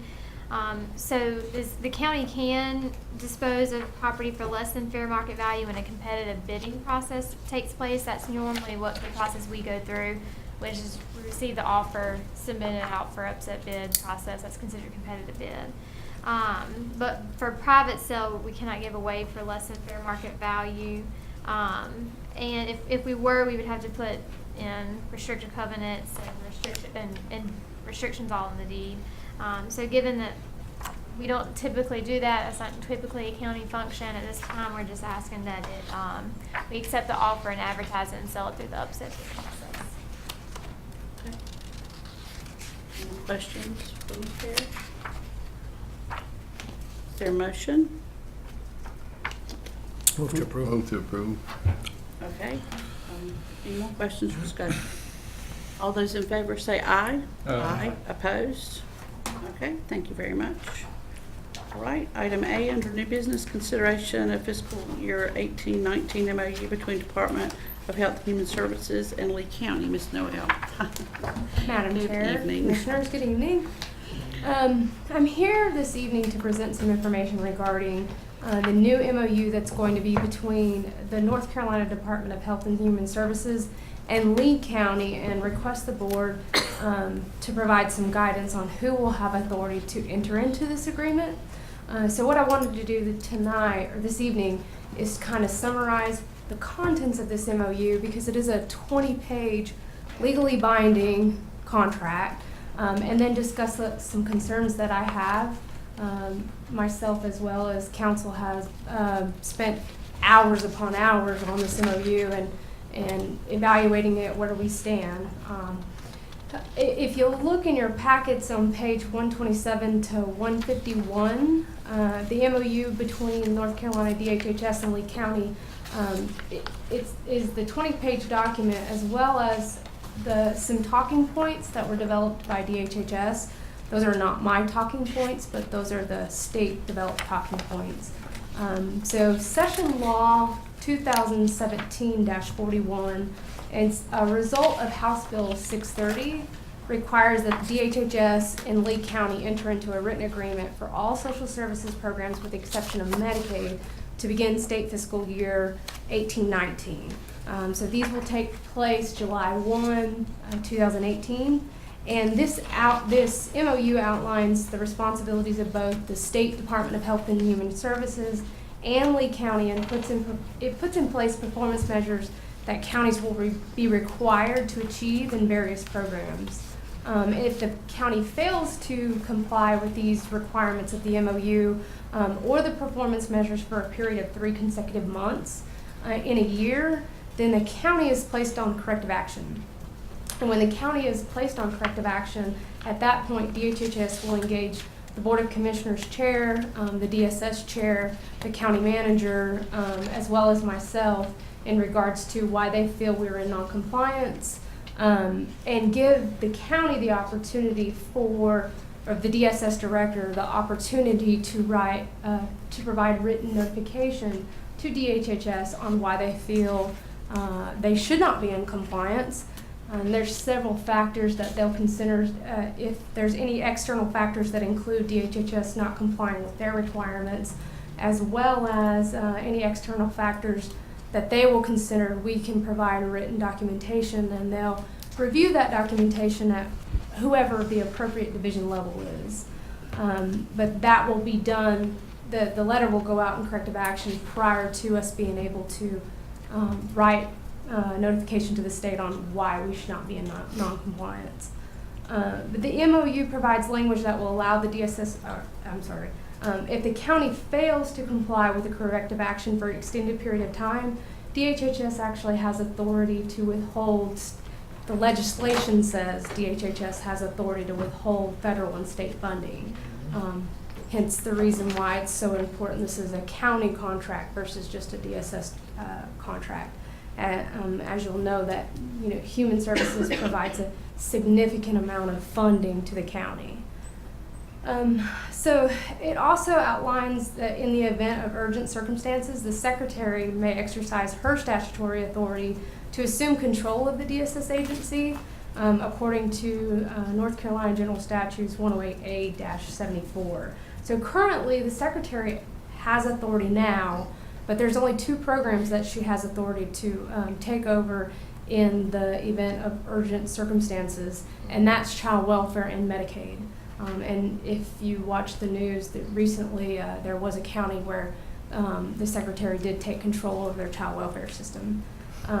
But I wanted to spend a few moments just kind of discussing what I feel are major concerns that we have. It gives some examples of what are external factors that are beyond our control that are very, very likely to occur in DSS. One is DHHS staff has experienced a high volume of turnover. Much like the counties, they're having difficulty finding highly trained and qualified staff to fill roles and to provide that high-level oversight that counties need, especially with the implementation of NC Fast. They just like many counties have, experienced an influx of retirements, and so we've lost a lot of experienced staff at the state level. Aggressive state and federal program requirements are contributing to staff burnout and turnover, and we could be looking honestly at a perfect storm with child welfare, with the implementation of child welfare going into NC Fast and the issues that have been addressed based on going into NC Fast. We have new modified policy changes that are requiring more and more work on the social worker level, as well as these new performance measures that now, if we're not able to adhere to, then we risk the state coming in and taking control over that child welfare program. So as you know, those positions and social worker positions are already extremely stressful. So now we have several external factors that can contribute to non-compliance. NC Fast is known to have downtimes. They have defects. It's a software program, and so those software writers, they have to have time to fix things. When they fix one thing, sometimes it creates problems that they can't predict on another side. So there are certain circumstances where we cannot meet timeliness in certain eligibility programs because of defects that are beyond our control. Initiation timeliness rates, when we're talking about initiating a child welfare or CPS intake report, we have issues such as we're unable to locate the child. We don't have valid addresses. The parents refuse to allow DSS to interview the child, so we have to file what we call an interference petition, which takes time. So those are some of the reasons why we may not be able to meet timeliness of initiations. But those would be external factors. Maltreatment reoccurrence rates, that's just when we have substantiated a report of abuse, neglect, or dependency, and we have another report that comes in that we're substantiated. It's impossible. It's really impossible to predict. We operate based on policy that's based on law that outlines what the agency has authority to do, and we can only do what the law allows us to do. So if a parent is meeting what we call minimal standards of care, we no longer have authority by the law to stay involved with that family. So that doesn't prevent, 8 months from now, us getting another report that requires us, that meets those definitions of abuse, neglect, and dependency, and requires us to get back involved with those families. Another big issue that we have is courts only have so much availability, and then we have to deal with continuances and limited availability of substance abuse treatments for parents that are dealing with substance abuse issues. So all of those can really inhibit your ability to meet performance measures that are related to permanency for a child within 12 months. And older youth, children with mental health issues, they have a tendency to blow through placements quite frequently due to behavioral issues. So we see a lot of placement moves with that type of population, and to be honest with you, and I think Pam mentioned it earlier, all of the children that we work with have experienced trauma in their life. There's no way around it. Just the removal of that child is a traumatic experience. And so with that comes a lot of behavioral issues, and it becomes very difficult for foster parents and kinship providers that are trying to help and assist while parents get back on their feet to deal with those issues. So those are just a few examples of external factors, and really the list goes on. But I will let you know that I have developed a report, a very simple report. I report to the DSS board every single month regarding where we are on those performance measures, which ones we are not meeting and why. Right now we have a little bit of an issue because the reports and the data that's available to measure every single performance measure that we have has not been created yet. Some of them are available, and there's hands down, we know exactly where we stand. Some of them we have reports that we can use to kind of get an idea and gauge where we're at, but they don't represent the exact time frame that the state's going to be looking at. Some of them represent, for example, they give us data for weeks at a time, and we're looking for an entire month. So those reports consist of data from the prior month plus the next month. So the state has written some language in that MOU that gives a grace period, so these corrective actions will not be in place until January 1 of 2019. That gives the state plenty of time to validate the data and ensure that it's correct. It's my hope, and this is my stance, that DHHS will keep their commitment to work with us and to get us where they feel that we need by providing us adequate support that they've guaranteed that we're in this together. Because to be completely honest with this board, DHHS doesn't have the staff to take over programs in 100 counties. And that's not their intention. Our intention is to work together to provide a better system. And they've committed to us that in these 6 months they're really going to be looking at the data and seeing, are some of these performance measures just unattainable, or do we need to put in some growth rates to kind of adjust these performance measures, because we want to provide realistic performance measures, but we also want the same outcome, and that's to improve the outcome and the services that we provide to our families and children. And I don't know, Whitney, did I leave anything out? No, so the state should be aware of a lot of the issues that the county, or I would imagine that most counties have. I know Angelina and myself, we went through and redlined a contract and sent it to the NCACC, who was part of working with, there was a working group to develop the agreement. So I'm sure we were not the only county that provided that type of feedback. So they should be aware of the issues that the counties face in terms of meeting those performance measures. I haven't seen a whole lot through the attorney listserv in terms of signing the document. I know Angelina had seen some traffic come through the DSS attorney listserv about signing the agreement, and you can speak to that. But I think at this point we're just trying to figure out.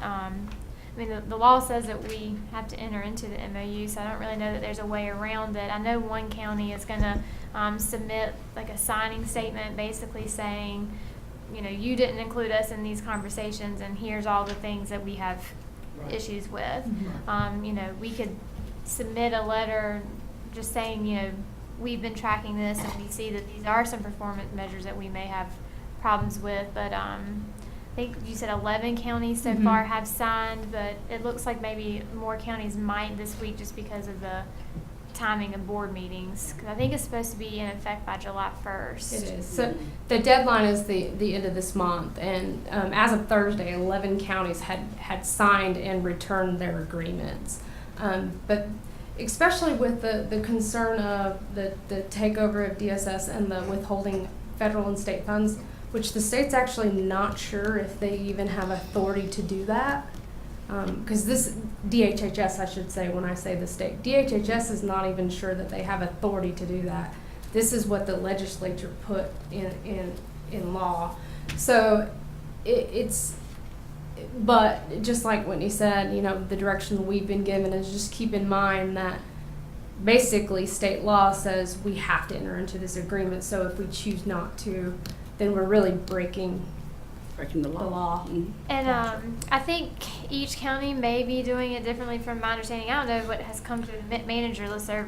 Well, DHHS sent the contract to me asking for my signature.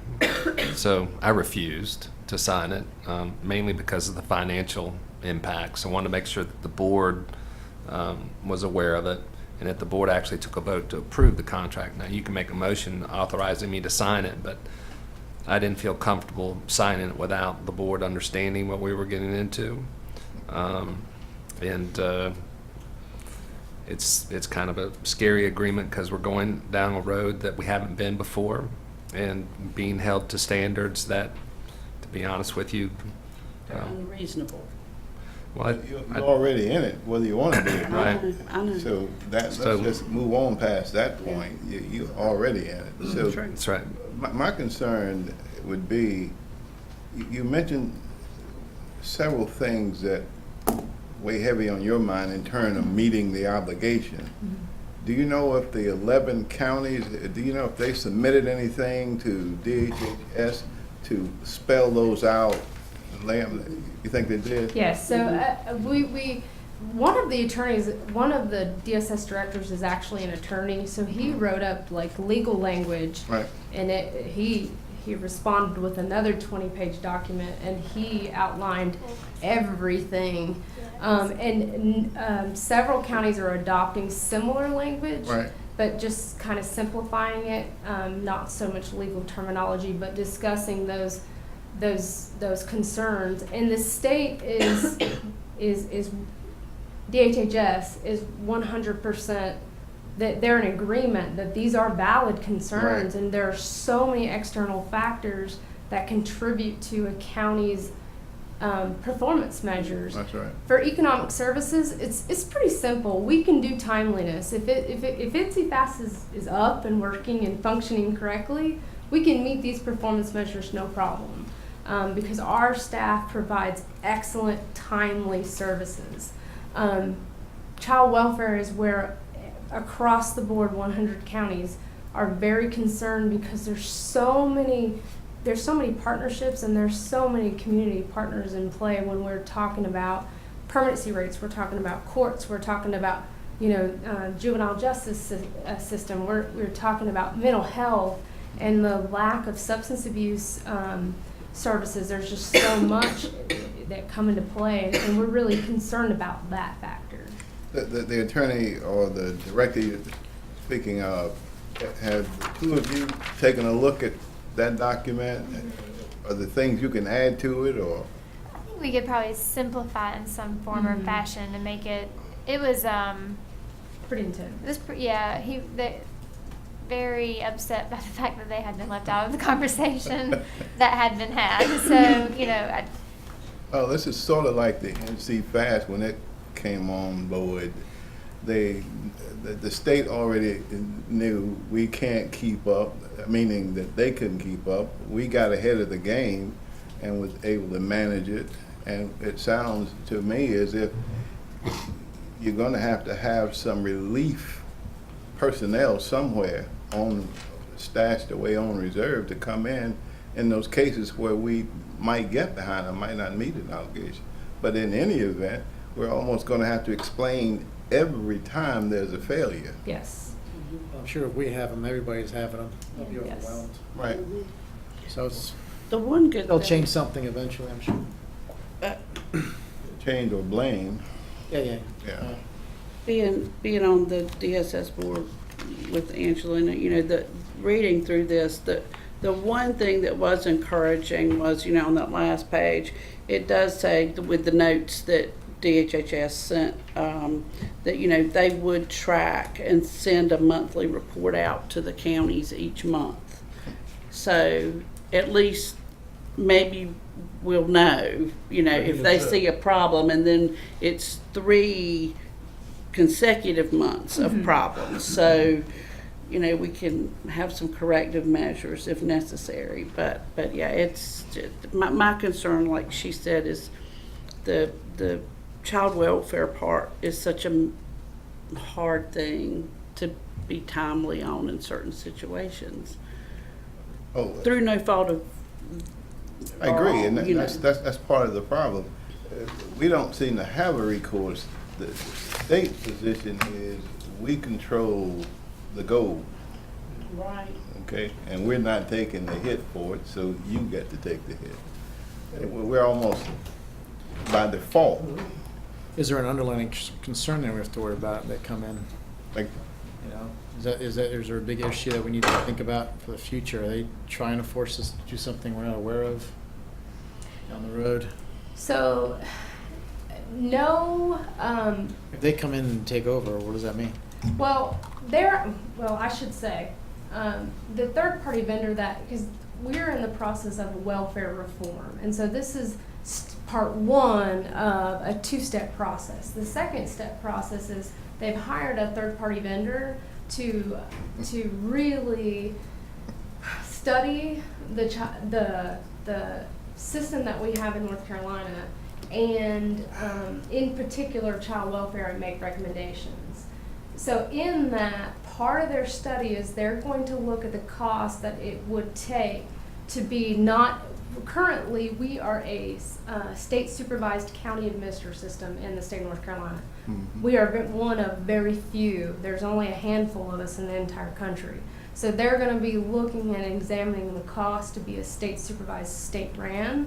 From what I've been told and the experience in the past is that the cost to be state to transition is too costly, so it has been impractical in the past. But they are looking at that, and that's part of that third party vendor is looking at that. That would be going against the norm of what the state is currently doing, though. They're passing everything down. Oh, of course, So, yeah. They got a scapegoat. Part of the concern, again, that I would have is the one that you addressed, not having enough experienced personnel. Mm-hmm. You've almost got to have a reserve in place early on in the game to come in and help out. It may even result in more legal advice as well. You run the risk of ruining our local reputation in terms of DSS. We've had a wonderful reputation. We've got a wonderful reputation. Definitely. But all that's going to be put in jeopardy if you don't prepare properly before this thing gets out of hand, because you don't know. I guess one fear I have is when there's a third party looking over your shoulder. It always gets me jittery, because we've been through that with computers and other programs. NC Fast was one of those programs. Somebody comes up with an idea, let's get somebody to take a look at it. And the next thing you know, they're making the money and we're taking the brunt. Doing the work. That's right.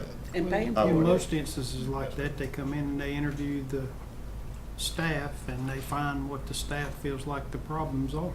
Mm-hmm. And so that's what, right, wrong, otherwise, they find what you communicate to them. Well, so I guess, our decision tonight is, one, it has to be signed. Right. To stay within the law. It has to be signed by the end of the month.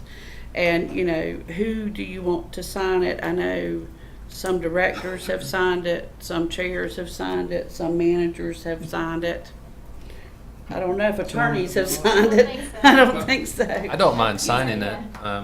you can make a motion that I sign it, but do you want us to add That the was comments that was my next to the thing. Send those to to our it? Send representatives it back as well. then. Send those comments to our representatives as well, our Right. concerns.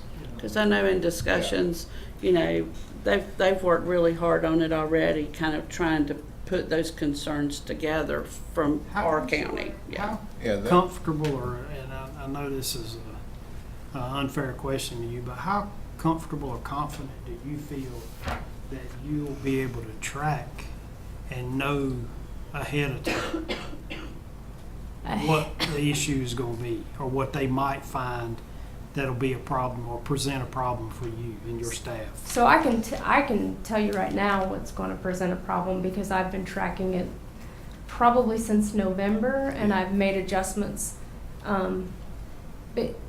So I know exactly where our weaknesses and I know where our strengths are. What I can't track is exactly what case is considered in certain aspects. Right.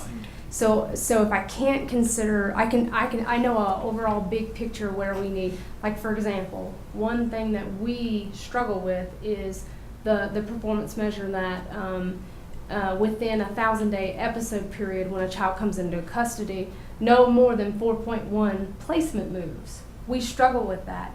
And I looked at every county surrounding us.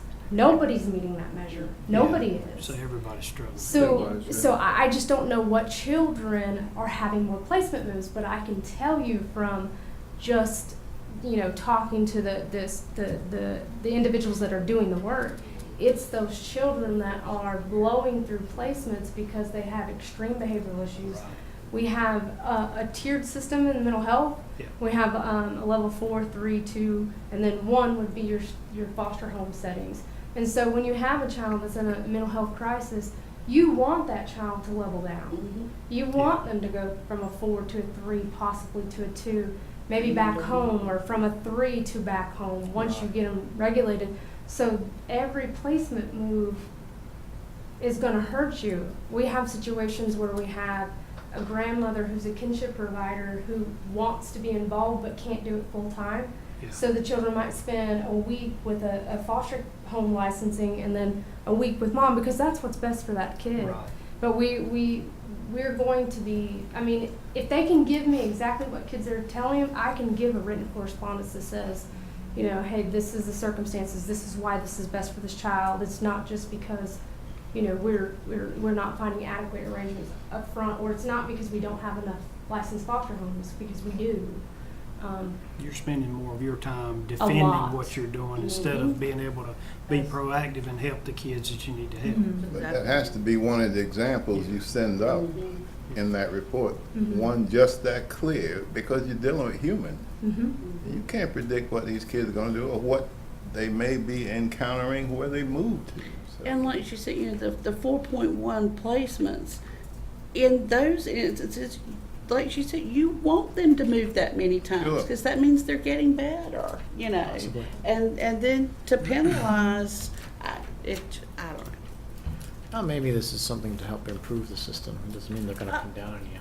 Maybe they show weakness, help with those weaknesses, or find things that some counties are doing better to help, and maybe we're doing the great things and they learn from us. So from a resource standpoint, with the budget that we just passed and the help that you're going to get, do you feel that's adequate, or?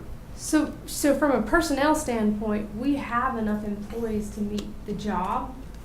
We just can't control the unpredictable. So I do feel like currently, with current caseload standards in the new position, we have enough staff.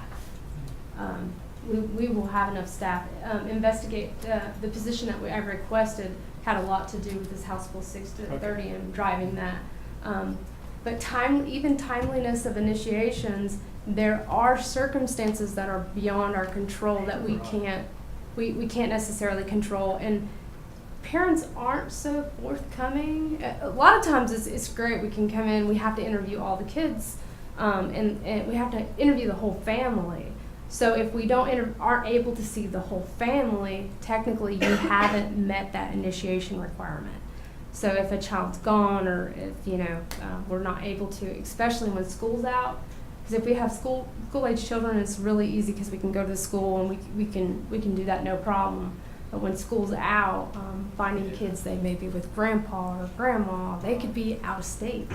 And we have to, you know, work with other states and other counties to get these cases initiated. I was going to pick up on what Commissioner Sloan said. I think you mentioned earlier about a high turnover rate. Is that within your department or? So we traditionally, social work in general has a high turnover rate. It's you get burned out very easily. So even I feel like we don't have as high of a turnover rate that other counties. My mentor is in Sampson County, and she shared with the executive board that their turnover rate when she calculated was 48%. But it's nothing. It's not it's not that agency in general. It's social work and all the added requirements and the new modified policy changes that require you when you go out and initiate that you have to check every single building on the property site and inspect. I mean, it's just even a car, abandoned cars, and it's social worker safety. So it's always going to be a high turnover rate because it's a stressful job. Yeah. You have somebody writing the perfect plan with no reality in view. I mean, that's. They need to do the job and then write the plan. Yeah, that's part of the problem. But again, and this has no reflection on your current staff, I still feel safer having a reserve force somewhere because many of us know with the environmental specialists at times, when there's a shortage there, we feel the pain and the pressure. And so it appears to me, based on what I've heard this evening, you almost know that if you don't know the staff that the DHHS has, you don't know how experienced and how knowledgeable they are, so you're at their mercy on one end, and then you can't burn out your own staff. Mm-hmm. So you've got to have some relief in there. We wouldn't be in a situation like we were when we need the environmental specialists. We borrowed some. Yeah. The thing that will be her challenge, she's not going to know who that person's going to be, but her opportunity is to stay in front of them and kind of guide them down the path that she needs them to go to keep her out of hot water. What are you talking about? Miss Noel or whoever, when the DHS person starts looking and seeing the concerns that she has, is for her to be able to take them down that path, or whoever this person or individual is. And that's hard to do. Yeah. And you don't have a problem with signing the... Who do you want to sign? Do you want to sign it? We got that out of the way. Maybe just as, sorry not to, but maybe just as well if you maybe authorize, because I mean, I think John just wanted the authorization, and then if you're wanting to put the comments, then we'd have time to get that ready, and then make that part of the motion. The manager could sign it if that was. Okay. And a lot of other counties they're signing it jointly, so the DSS director and the county manager, because showing that it's a partnership that, you know, we're both aware of it. Well, we're substituting the board with your signature. Okay. We just take it all on the chin. We're responsible anyway. Okay. Yeah. Okay. All right.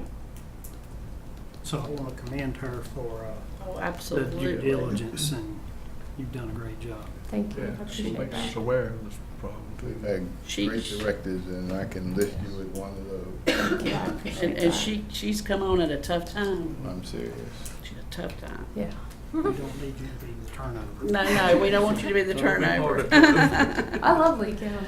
We're glad you're here. All right, Okay. let's get a vote in. So there's a motion for the manager to sign with a letter noting concerns from the county staff. Okay? All those in favor say aye. Aye. Opposed? Okay, thank you. If you will, I'd like a copy when you summarize what you're going to put together and send out. I'd like to have a copy for And I myself. think, maybe sending a copy to our representatives as well. That's part of it. Yeah. And there's a senator in particular that's driving this whole initiative. Mm-hmm. Okay. All right, thank you very much. Okay, request for renewal for household hazardous waste services agreement. Mr. Joe Cherry, hey. Hello. How are you? Good, good. We're currently in the third year of the initial 3-year term for the household hazardous waste agreement. That was approved by the board in 2015, so I've come tonight to ask, per the terms of the contract, that we renew it for an additional 1-year period, which would take us to August of 2019. So move. All right, any questions or comments? And I saw the date in here, in October, is that when it's gonna be? The Yes. next collection? Okay. The fourth Saturday of October. Be here before we know it. Okay, all those in favor say aye. Aye. Opposed? Okay, thank you. Sorry you had to wait so long, thank you.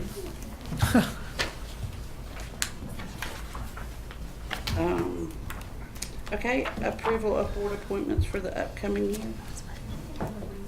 Yeah, yeah, let's do that. Let's take about a 5-10 minute recess, and if you'll give your ballots to Ms. Gamble, we'll do that. Yeah, I got a couple I need to ask questions. I got a question. Yeah. Mental health.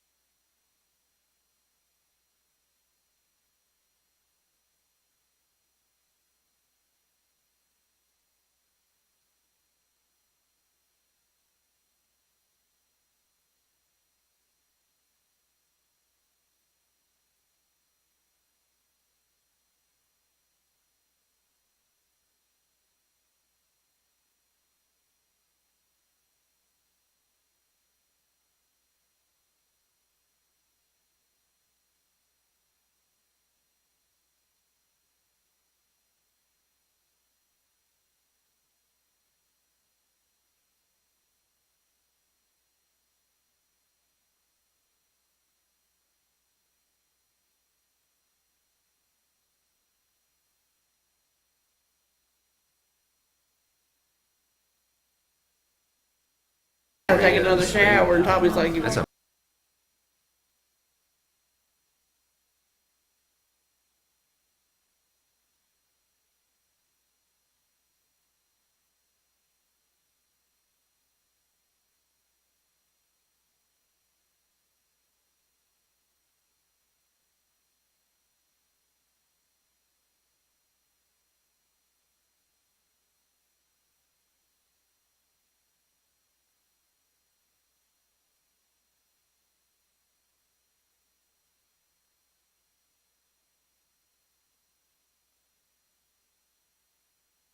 asylum. Ms. Gamble, at this point, she's tallied the votes. Yes, ma'am. Okay, thank you. And I'll last as long as this cough drop lasts. No, I understand. Thank you for toughing it out. All right, so before you this evening, I have all the applications that have been received to date for any vacancies and upcoming term expirations through the end of this month. Just to go through a summary of the efforts that we've made to advertise these vacancies. We went ahead and published all of the vacancies in the Sanford Herald on April 18th. This has been published multiple times on the website with updates and through social media. And letters have been sent out to everyone with terms expiring, whether they're eligible or ineligible. I went ahead and sent them a letter thanking them for their service, and sent applications in case those who are eligible for reappointment wanted to go ahead and submit. A couple of things I wanted to note before I headed into the announcements of the results. We did have a lady who applied for multiple boards, and so Marianne Gaster did apply for 3 boards. As you heard from Suzanne Rittenhouse today, with House Bill 248, there is a training requirement to be eligible for appointment to the Rest Home Nursing Home Advisory Board. So she has submitted an application for an appointment to that board. It is not reflected on this ballot because she has to undergo that training before I can present it to you. So that'll be forthcoming.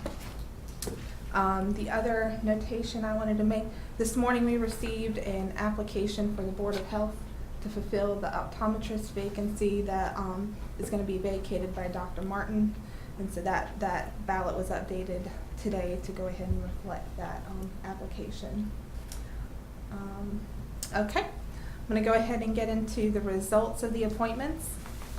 On the Airport Authority, we have the reappointment of Thomas F. Dawsonbach. On the Americans with Disabilities Act Board, we have the appointment of Jonathan Hilliard and reappointment of Amelia Guerrero. On the Central Carolina Community College Board of Trustees, we have the appointment of Julian Philpott. On the Board of Health, we have the reappointment of Nilla T. Sloot and Andrew Luden. On the Library Board of Trustees, we have the reappointment of Jeff Hockaday, reappointment of Sue Poore, reappointment of Mary Fields Dutton, and reappointment of Bill Klein. On the Parks and Rec Commission, we have the reappointment of Greg Croson and the reappointment of Laverne Kinney. On the Industrial Facilities and Pollution Control Financing Authority, we have the reappointment of Joseph T. Lawrence. On the Fire Advisory Board, we have the reappointment of Charles C. Baker Jr. On the Rest Home Nursing Home Advisory Board, we have the reappointment of Suzanne Rittenhouse, Jeanette Brown, and Betty Lou Godfrey. On the Sand Hills Mental Health Board, we have the appointment of James Wesley McGee. The Sanford Area Growth Alliance Board, we have the reappointment of Carol Carlson and Faye C. Cameron. On the Senior Services Advisory Board, we have the reappointment of Joyce Smith, reappointment of Trudy Forrest, the appointment of Marianne Gaster, the appointment of Charmaine Ernest, and the reappointment of Mary Upchurch, who serves as the Lee County Delegate to the North Carolina Senior Tar Heel Legislature. On the Transportation Advisory Board, we have the appointment of Nelson Burke. And on the Triangle South Workforce Development Board, we have the reappointment of Meg Moss, reappointment of Bruce Ledford, and reappointment of Robert Kane. And that fulfills the vacancies that we had. To date, we still have vacancies on the Agriculture Advisory Board in the Jonesboro seat, 2 in the East Sanford, 1 in the West Sanford, 1 in the Pocket District, 2 vacancies on the Cemetery Board of Trustees, 1 on the Fire Advisory Board in the Business Industry Rep position, 3 on the Joint Environmental Affairs Board, 5 on the Industrial Facilities and Pollution Control Board, 1 on the Library Board of Trustees, 6 on the Rest Home Nursing Home Board, and 1 on the Sanford Board of Adjustments, and that has the 1 mile ETJ requirement for residency. Are there any questions? I've got one. On the rest home nursing, you had 10, you need 7 more? We need 6 more. Can you email out that, Jennifer? Yes, and I think when I say 6, it's because we have Ms. Gaster. Marianne Gaster, who has applied and is. Okay, that's part of what I wanted to ask. So these other appointments will go through the new change? Correct. They apply to you or to? Well, what would happen, and and I can certainly get your feedback on the process. If they submit an application to me per the stated preference last year, I'll go ahead and send it to you and let you know that this person is expressing an interest in this board and planning to go through the training. I also send it to Suzanne Rittenhouse, who puts them in connection with the long-term care ombudsman. Okay. And then they go ahead and schedule that training, and she's the one that contacts me to let me know that that can go forward. Yeah, I wanted to explain just for the benefit of those who might have an interest in applying. But I think it's still a good idea. I'll go ahead and let the board know that, we have somebody interested and Right. forthcoming. Right. Okay. Okay. Any other questions? All right. All right. Thank That's it. you. Thank you. And along, still with our appointments to the boards and commissions, one of the things that I was going to bring up and ask for a motion about this evening is with our Parks and Rec Commission. That's a small board, and we, Commissioner Sharp sits on it. We have had 2 alternates. One of them has, I don't think, has attended at all since he became an alternate, but the other gentleman was attending pretty frequently, and would like to be a member of the board, and did send his application in. And Jennifer has been talking with John Payne. And I think, again, because the board is so small, and as you saw in your packet, all of the projects that is before the Parks and Rec Board, there's a concern that, to make sure that they have a quorum, if he would be allowed to have a vote, since we're moving into summertime and the fall, and so that's why Commissioner Sharp and I have talked, and Jennifer and John Payne, about changing things up a little bit. No, there's 7 members and 2 alternates, but the one alternate, as long as he's been an alternate, he hasn't attended the meetings. So you'll have an even number then. Well, it would just allow him to vote. He'd just be a voting member. He'd be a voting member, and then when his term expires next year, then he would move up based on our policy. But would they give you 8 voting members? To have a voting member, you'd have to increase the number of members from 7 to 8. That would have to be the motion. Okay. Include all that. About the, instead of. Yes, that's fine. Okay, I'll make a motion that the Parks and Rec Committee increase their board membership from 7 to 8. Excuse me? It should be 9. You can have a tie and you don't have anybody break. Well, that's right, because we'll just consider the other gentleman as still an alternate. He would be 9 still. And do 9 and 2 alternates. Yeah. All right, and also modify the Parks and Recreation. 7 and 2 alternates, so it's not, there's not 9 members and 2 alternates on the board. Right, they're saying keep the number at 9 like it is now, but allow him to be a voting member. But you keep, right? I think Hold it's up, hold up. 9. You're creating 9 voting members? If you create 8, you gotta- create a tie That makes sense to situation. do 8, yeah. You got to have 9. We have 7 now and 2 alternates. All right, and what you're asking is the one alternate who attends regularly be allowed to vote. Correct. But you So, got to be a board which would member. have to change the board seating. Instead of 8, we go to 9. Give it- Okay. And then select 2 new alternates. Well, the question is, why aren't people making the board meetings? Beg pardon? Why are the people not making their board meetings? We have that problem a lot with alternate seats. I mean, just regular board. Is that a problem? I was going to ask Commissioner Sharp, has that been a problem, not having a quorum? I don't think No, so. we hadn't had a problem having a quorum. You just What want they're looking at is the number of projects they now are about to undertake. Right, Make and if sure we don't to have a always have quorum, one. That's all they're doing. just feel like you need a Putting us bigger off. board, more people involved. So I'm thinking, as Mr. Reeves said, we change it from 8 to to nine. 9. 17. And choose 2 new Alternates. alternates. So Okay, so that'd be the motion. And also that we modify the Parks and Recreation Commission membership of Kevin Frazier from alternate to full voting member status for the duration of the present term. And then you still got to look for one. Mm-hmm. Yeah, that'll work. And he's an Right? alternate now. Is that- Yes. And was attending all the meetings. So what you talking about doing, making him a permanent? Okay. Well, what I would have done was just move to change the board from 7 to 9, then move my alternate up. Well, you might as well move both alternates, maybe you'll start making the meetings. Well, one not showing up. You want to wait? She's looking consternated. How do you move one alternate up, don't move the other alternate up? That seems kind of weird. Yes. Well, let me, I have a suggestion, but, we might have to, we have one alternate that wants to move up. Right. If we wanted to expand the board to 9, we did have an additional applicant that was on the ballot this evening. The other alternate was not attending the meetings regularly, Right. so that could be a potential problem.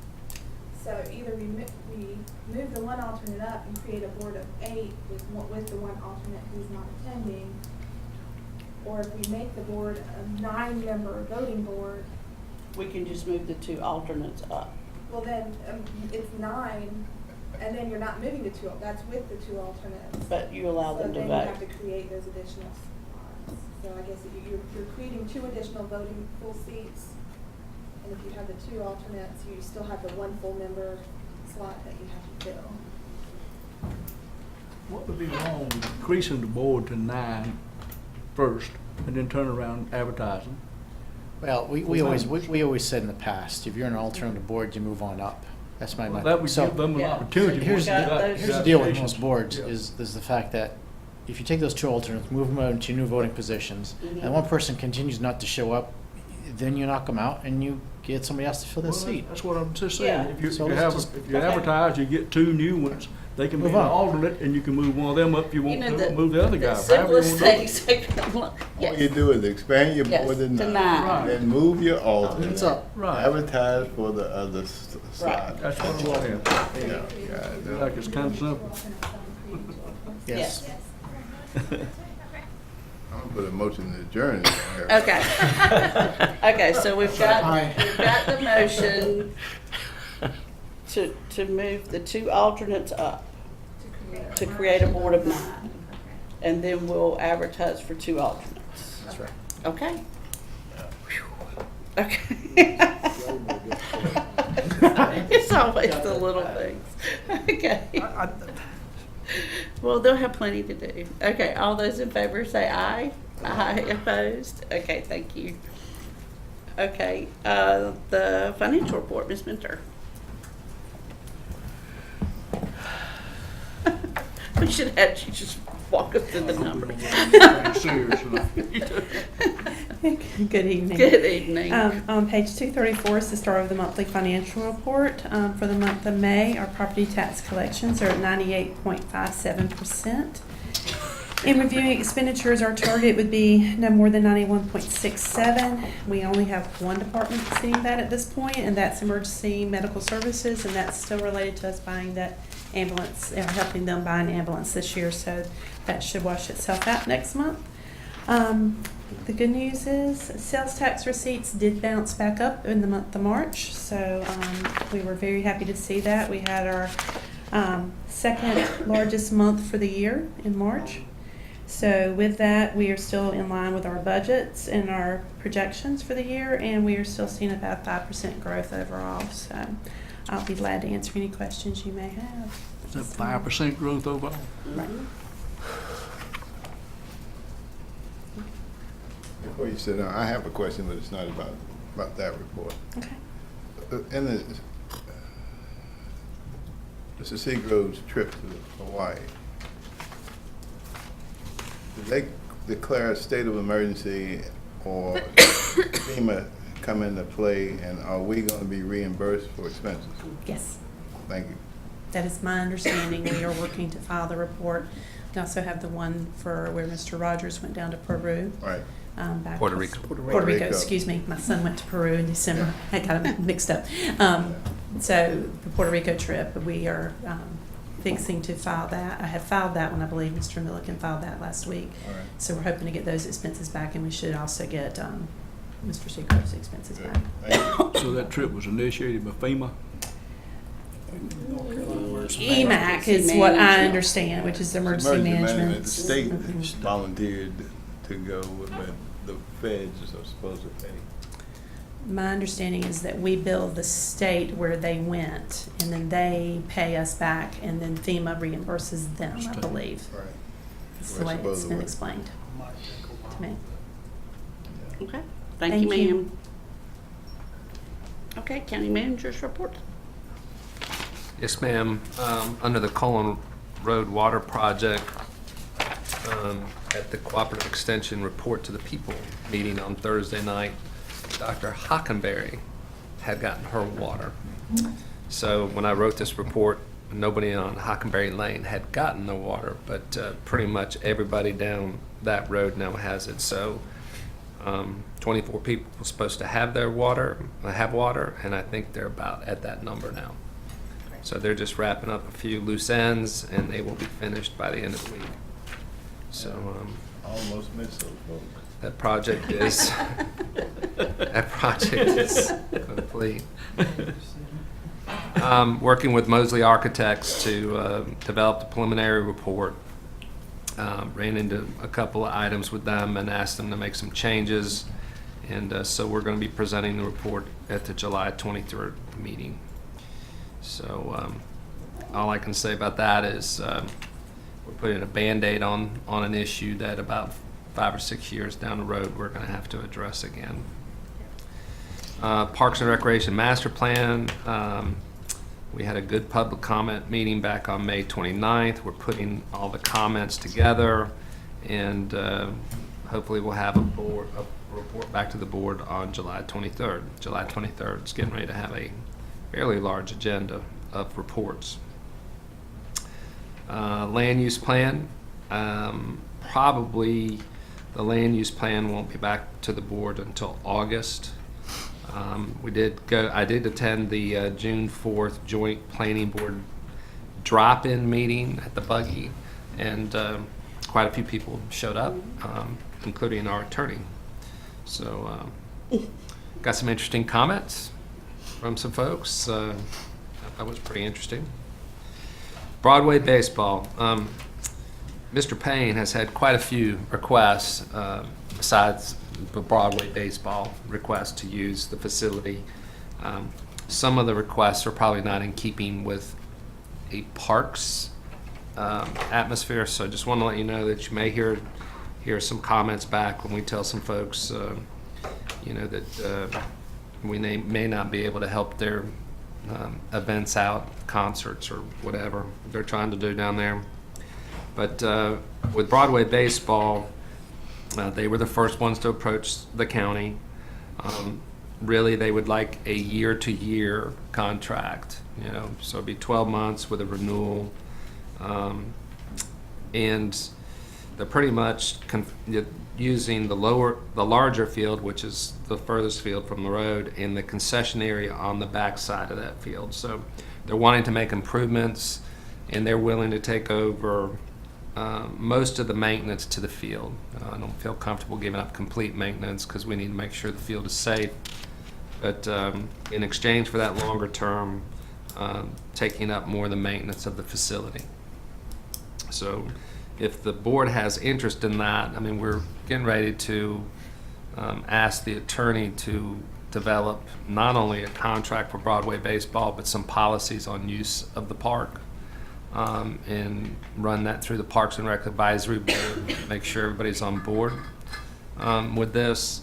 And it's just, I didn't really want to dive into it unless the board was still in the leasing mode, which I've stated in the past. More and more communities are going towards just being parks and not having recreation as much, using the nonprofits to run most of their programs. So there are other agreements out there, and we plan on hunting those down and getting the best out there and trying to do this. So board's up for it.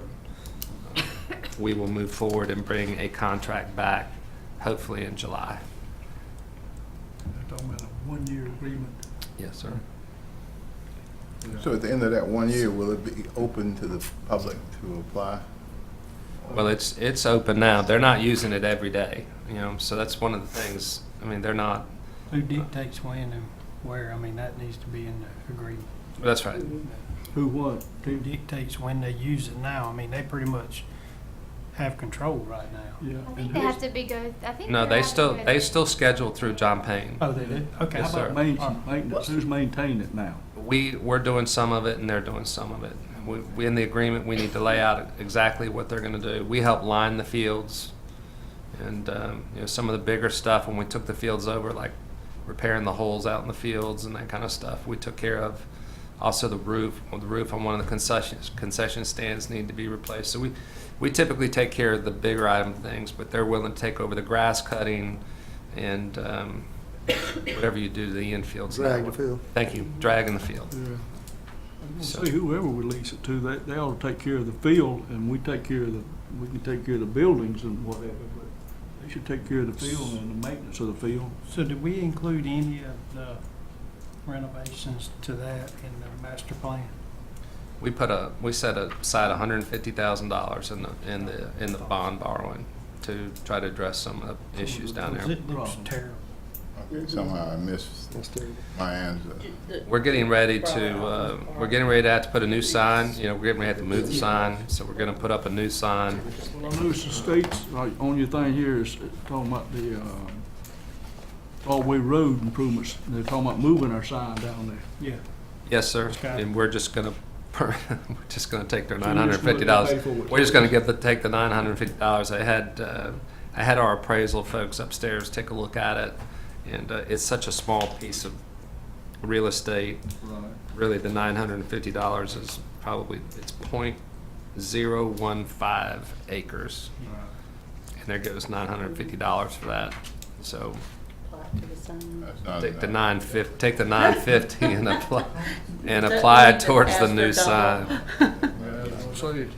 Let me get my question answered. So you're saying that other interested parties can apply to lease the property this year? Oh, absolutely. And I have sent that message back through other people who have called. Okay. So they're only using the one big field, and they're using it maybe 2 or 3 nights a week. So there are other days and nights that people can use the smaller field and the bigger field.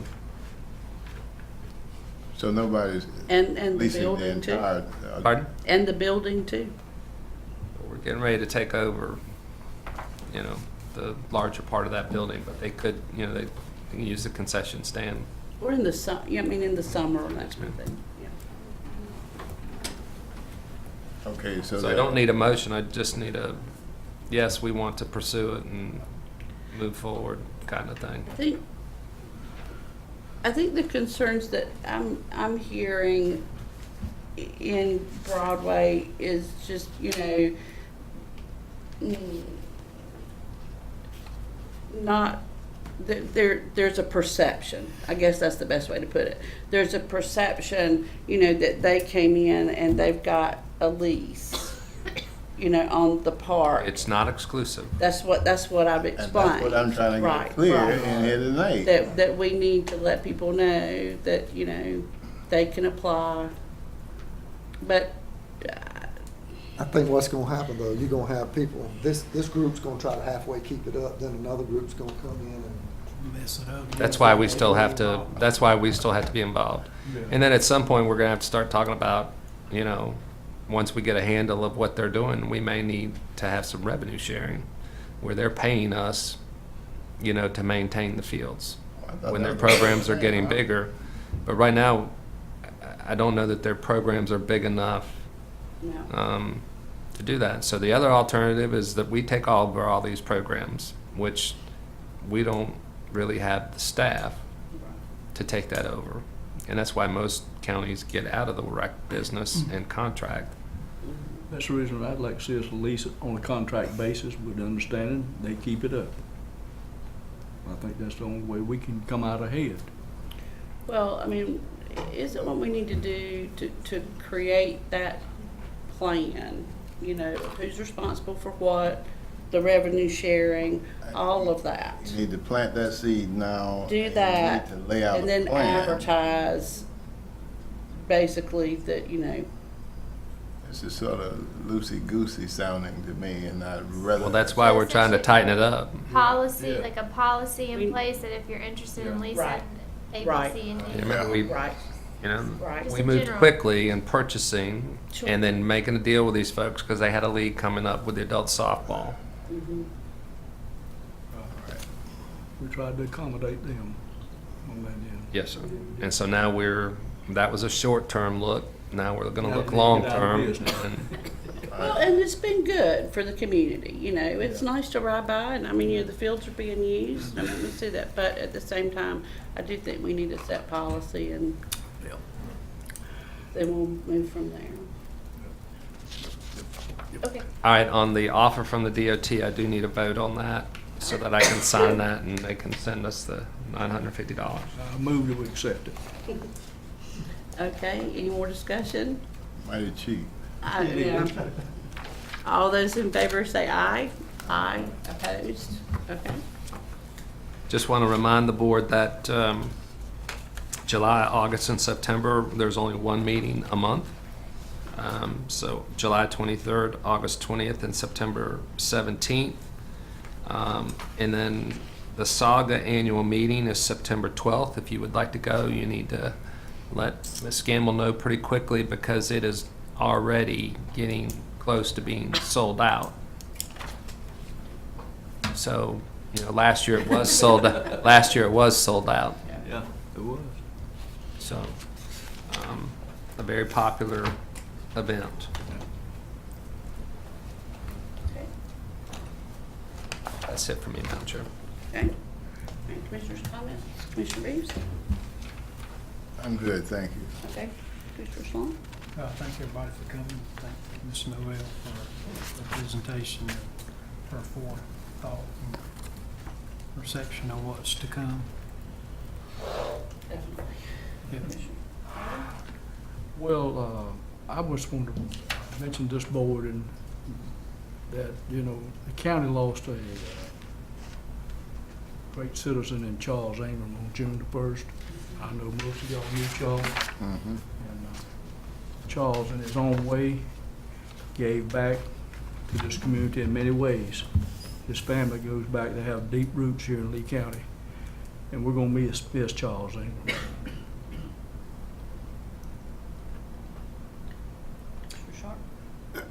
I know y'all noticed these clean roads out in the country. You seen them, Doc? They're a lot better. They're a lot better. Look What's out. that? The roads? Roads Roads are are- looking better. Litter. Litter? Great. Yeah. I'm not trying to steal your thunder or nothing about the litter. But anyway, one more thing.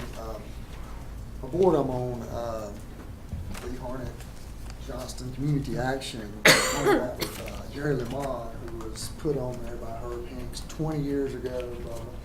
He has been on that thing for 20 years, and last week, he he had to resign for some things he's got going on. But I want to give him a shout out, and that was a excellent service to the community. That Lee Harnett Johnston Community Action does a lot of things. We need to recognize Jerry in some way if we can as a board.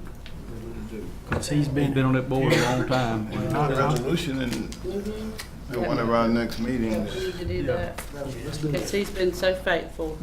He's been at every meeting I've ever been Me to too. since I've Me been too. elected. I was on that board. Serving on it. For 2 or 3 years. He was Johnny on the spot. I'm telling you. Definitely. Okay, Dr. Connect. I'm good tonight. Thanks. Well, so thank everybody for coming out tonight. Our young commissioners have a lot of questions and gave me and Tim our marching orders for a while. So they've got a list to work on. I just hope everybody stays safe. I know, we've had some tragedies with especially the little guy drowning at Carolina Lake. So just be mindful of the little ones that can happen so fast, and having a good time. But I know with R4, sometimes you just take your eye off of them for a second, and they just look after each other. And I'll be going to the national meeting and to the state meeting in the next few weeks. So if you have any issues you want brought to those meetings, just feel free to call me or email me. And with that, we need a motion. Move to adjourn. All those in favor say aye. Aye. Opposed? Thank you.